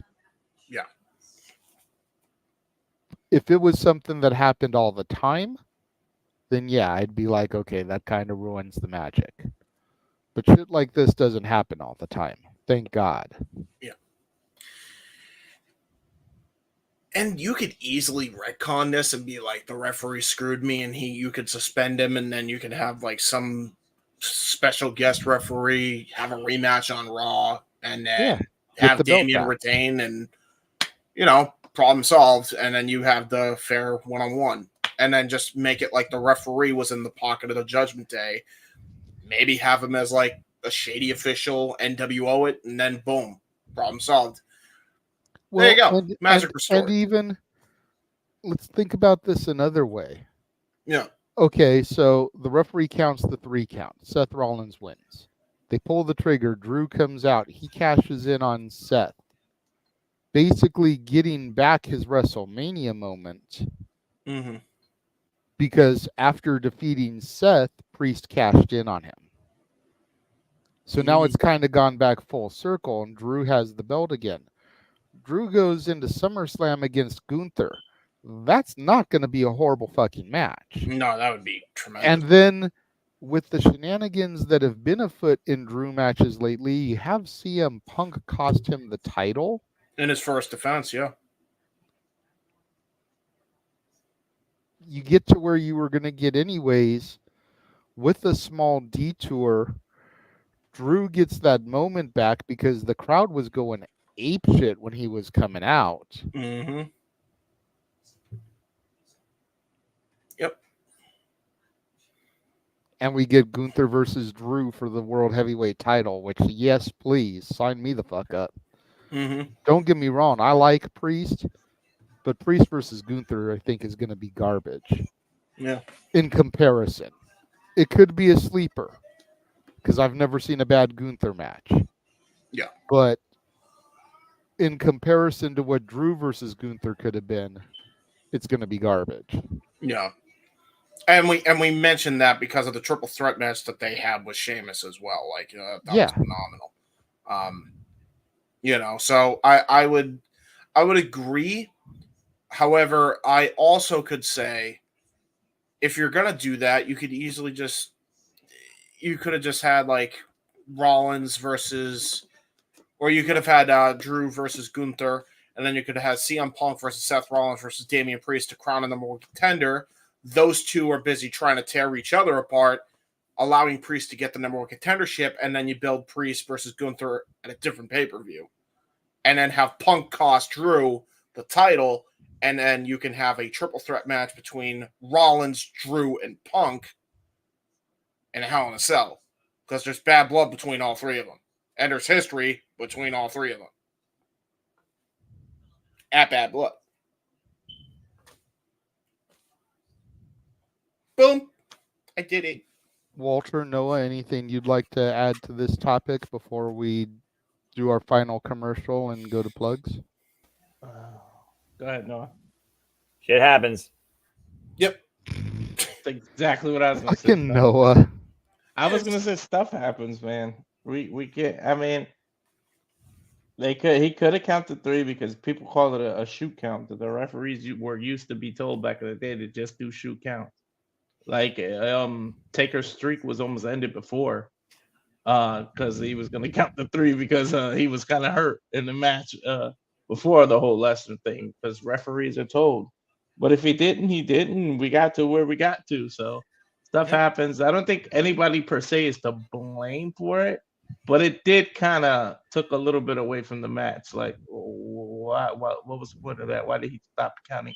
And it like messed with the fans. Like, you can audibly hear the fans' reaction. So it kind of took away from the mystique. But what are you gonna do? It happens. But yeah, I think Seth versus Gunther or Drew versus Gunther sounds on paper a lot better than Priest versus Gunther. But I don't give a damn who the opponent is as long as Gunther's walking out the champ. That's what I care about. Yeah. And by the way, if you people really have a problem with the fact that there was a botched pinfall, I mean, you would hate Botchamania. Jesus Christ. I mean, Matthew, you'd be pissed at Matthew. You'd treat him like we treat Meltzer. You really don't like it. Yeah, damn. All right. Before I run this last commercial, I was just kind of scrolling through Facebook and I found something that shocked the shit out of me. So I'm going to go ahead and mention it here. I'm reading this from WrestlingInc.com, so take it for what it's worth. Okay. Apparently, Dory Funk Jr. is penciled to return at the ring at 83 years of age for, and I'm probably going to botch this, but Atsushi Onida's Frontier Martial Arts Wrestling in Japan. Says the infamous hardcore promotion is due to hold a memorial show for Dory's brother, Terry Funk, on August 24th at the Kawasaki Stadium. Onita will be teaming with a yet-to-be-announced partner against Funk and Osamu Nishimura, who is confirmed to be participating on July 9th with Padre del Death match living up to the moniker by expressing his desire for it to be an explosive death match, though the stipulation has yet to be finalized. So at 83 years old, Dory Funk Jr., former NWA World Heavyweight Champion, brother of Terry Funk, the man responsible for the Funkin' Dojo, who was responsible for training the Hardy Boys, Edge and Christian, etc., is getting into the ring at 83 years old to wrestle a match in honor of his brother. We thought Flair's final match was fucking nuts. We may have to do this show, gentlemen. For the dude, this is gonna be a dream.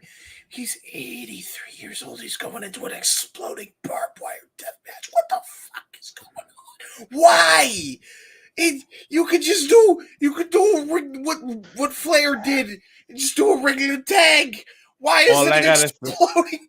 All I gotta say is some doctor's pocket is really fat right now. I was about to all I know, I owned a couple of FMW tapes back in the day.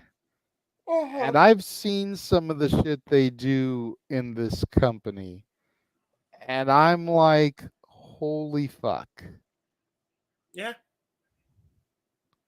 I forget the name of the tape, but there was a women's match that was not this bad, but it was the most extreme women's match I still have ever seen in my life.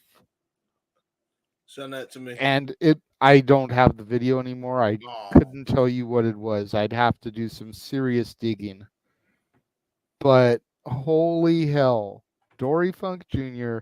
at 83 years old is going to potentially be in an exploding barbed wire death match. I mean, I guess he figures if he dies in the ring, it's good for business. He's already lost his brother. He's 83 years old. He's lived a full life. Like Roddy Piper said, if you're going to die, die in the ring. Draw money with it. I don't know about that, Chief. I don't think they meant that in a literal sense, Dory. Trust me, it's not something I want to see happen. I wouldn't wish that on anybody, but that could be his philosophy. Don't die. Don't die like that. No. Please don't. No. I mean, to be fair, I act like it's gonna be a bad thing, but like the way they do exploding barbed wire deathmatch, the exploding things are like around the ring, so it makes it look like the ring exploded, but it didn't actually. This is also Japan. They're knucking futs. They are knucking futs, but if you saw the Terry Funk and Asucio Nita match, you'll see what I'm talking about. Like it is very safe. It just looks cool. And it looks dangerous, but it's actually like really cool. They'll be fine in that respect, but like it's still a hardcore match, and he's 83. I mean, I would imagine Dory would be smarter than Flair was, and hydrate and not drink beer constantly before fucking bell time. So. There's that, but some doctor got way richer to clear him. I'll tell you that. Right? I was about to say. I mean, maybe we say this, and then all of a sudden he's gonna like pull out a fucking Canadian destroyer. Like that's what we're gonna see. It's right? Just some crazy shit like that. He'll do a top rope fucking Panama Sunrise and be like, "What the fuck?" And that will explode the ring. Some crazy dumb shit. All right, so that's going to wrap up the topics. We'll run the watch along trailer one more time, then we'll come back to our shows and get the hell out of here. Woo!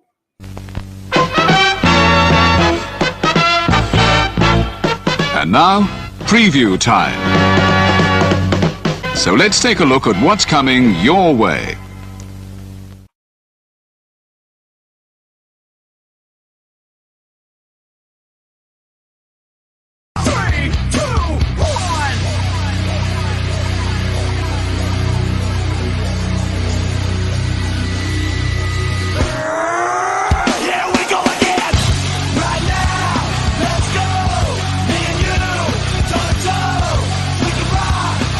Roll!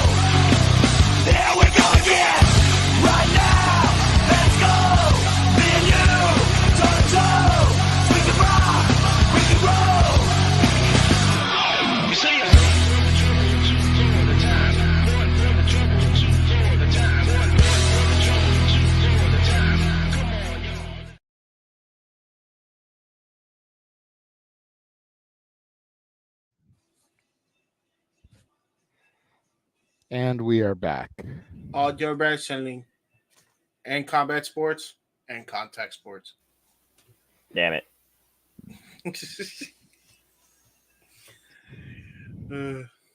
Oh my god. So much good stuff. And we are tired. Been up for probably 17 straight fucking hours, 90 degrees plus here in the fucking Midwest. Yeah, we say, I am not in a mood right now. Trust me, no, I worked 12 hours today. I know. I was about to say, Thank we all Christ say on Sunday. All right, let's get through this quick.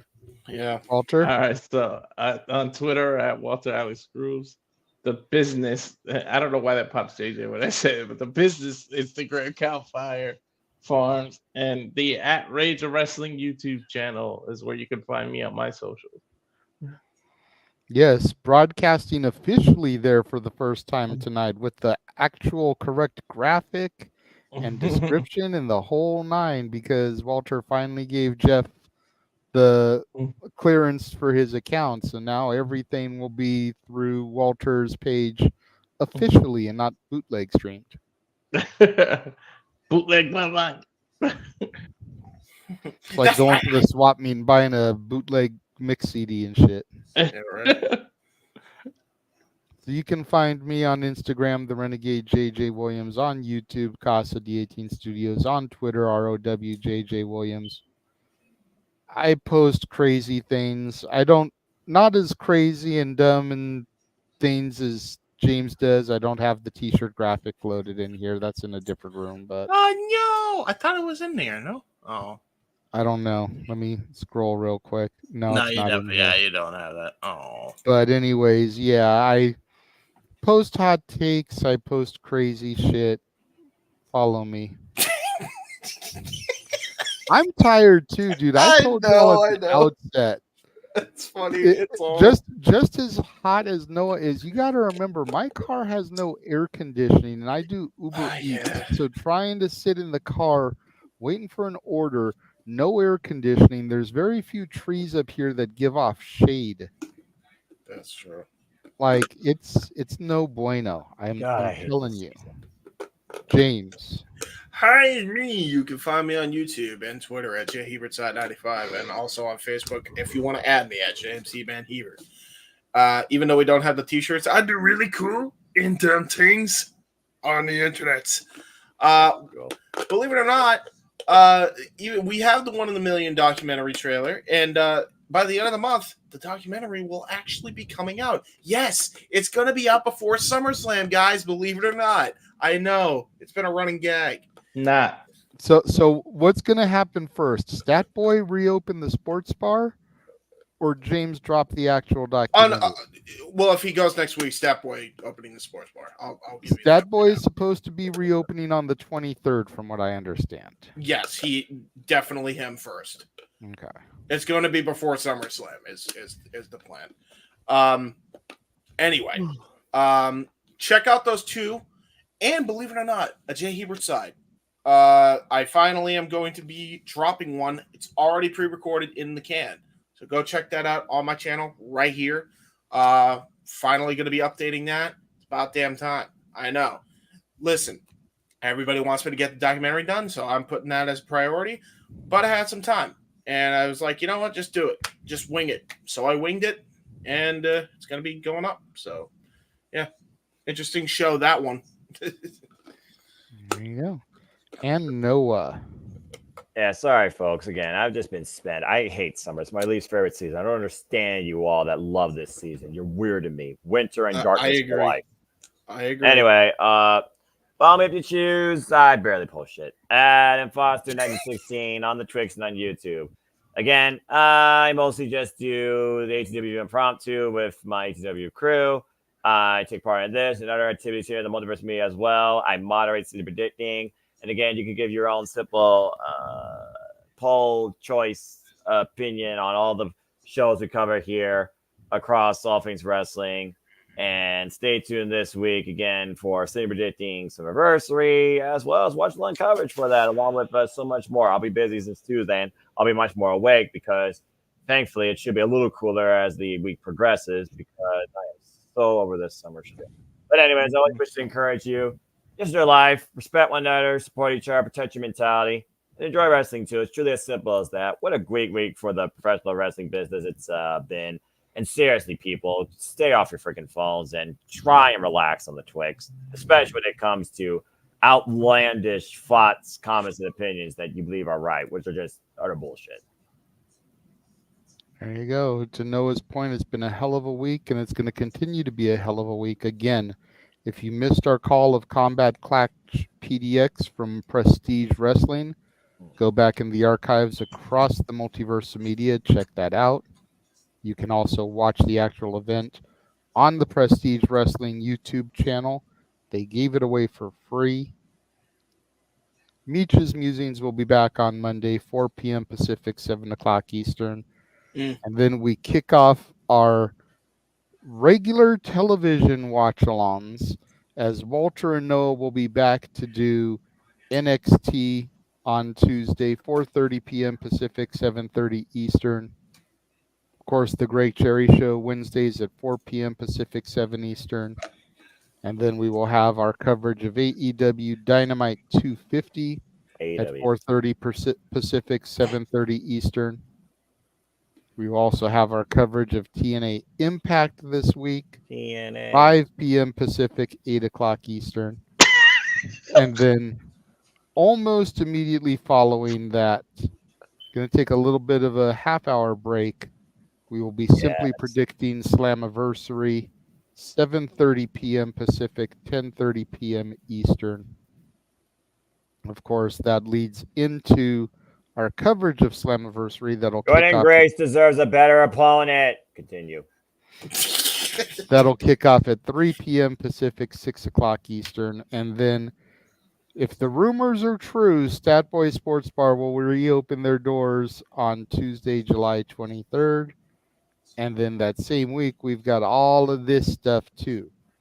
Blood and Guts watch along for AEW Dynamite, Death Before Dishonor, UFC 304 that'll be covered by Walter Cruz and James Hebert, Bloodsport that'll be covered from Walter Cruz and James Hebert. To take the phrase from Noah, and I'm not going to do it, but all the wrestling, all the professional wrestling, damn it, and combat sports, and possibly legitimate sports. There is talk, depending on Statboy's schedule, of doing some Olympic watch-alongs.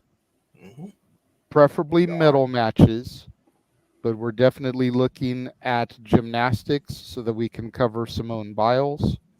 We're looking at, of course, Olympic wrestling. We're looking at basketball with the Dream Team and their quest for gold.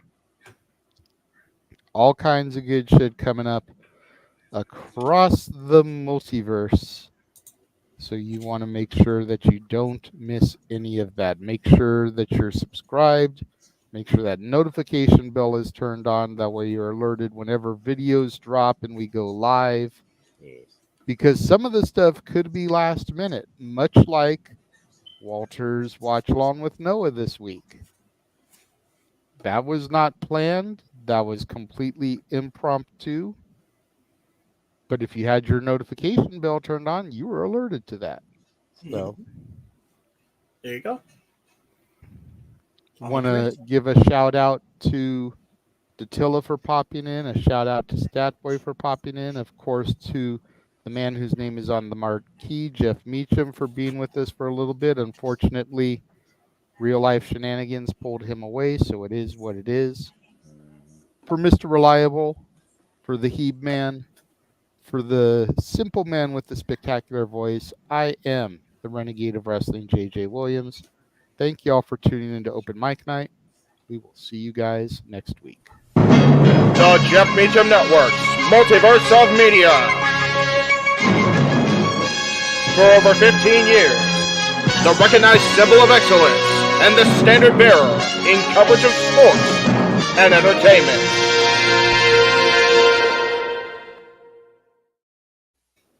You man.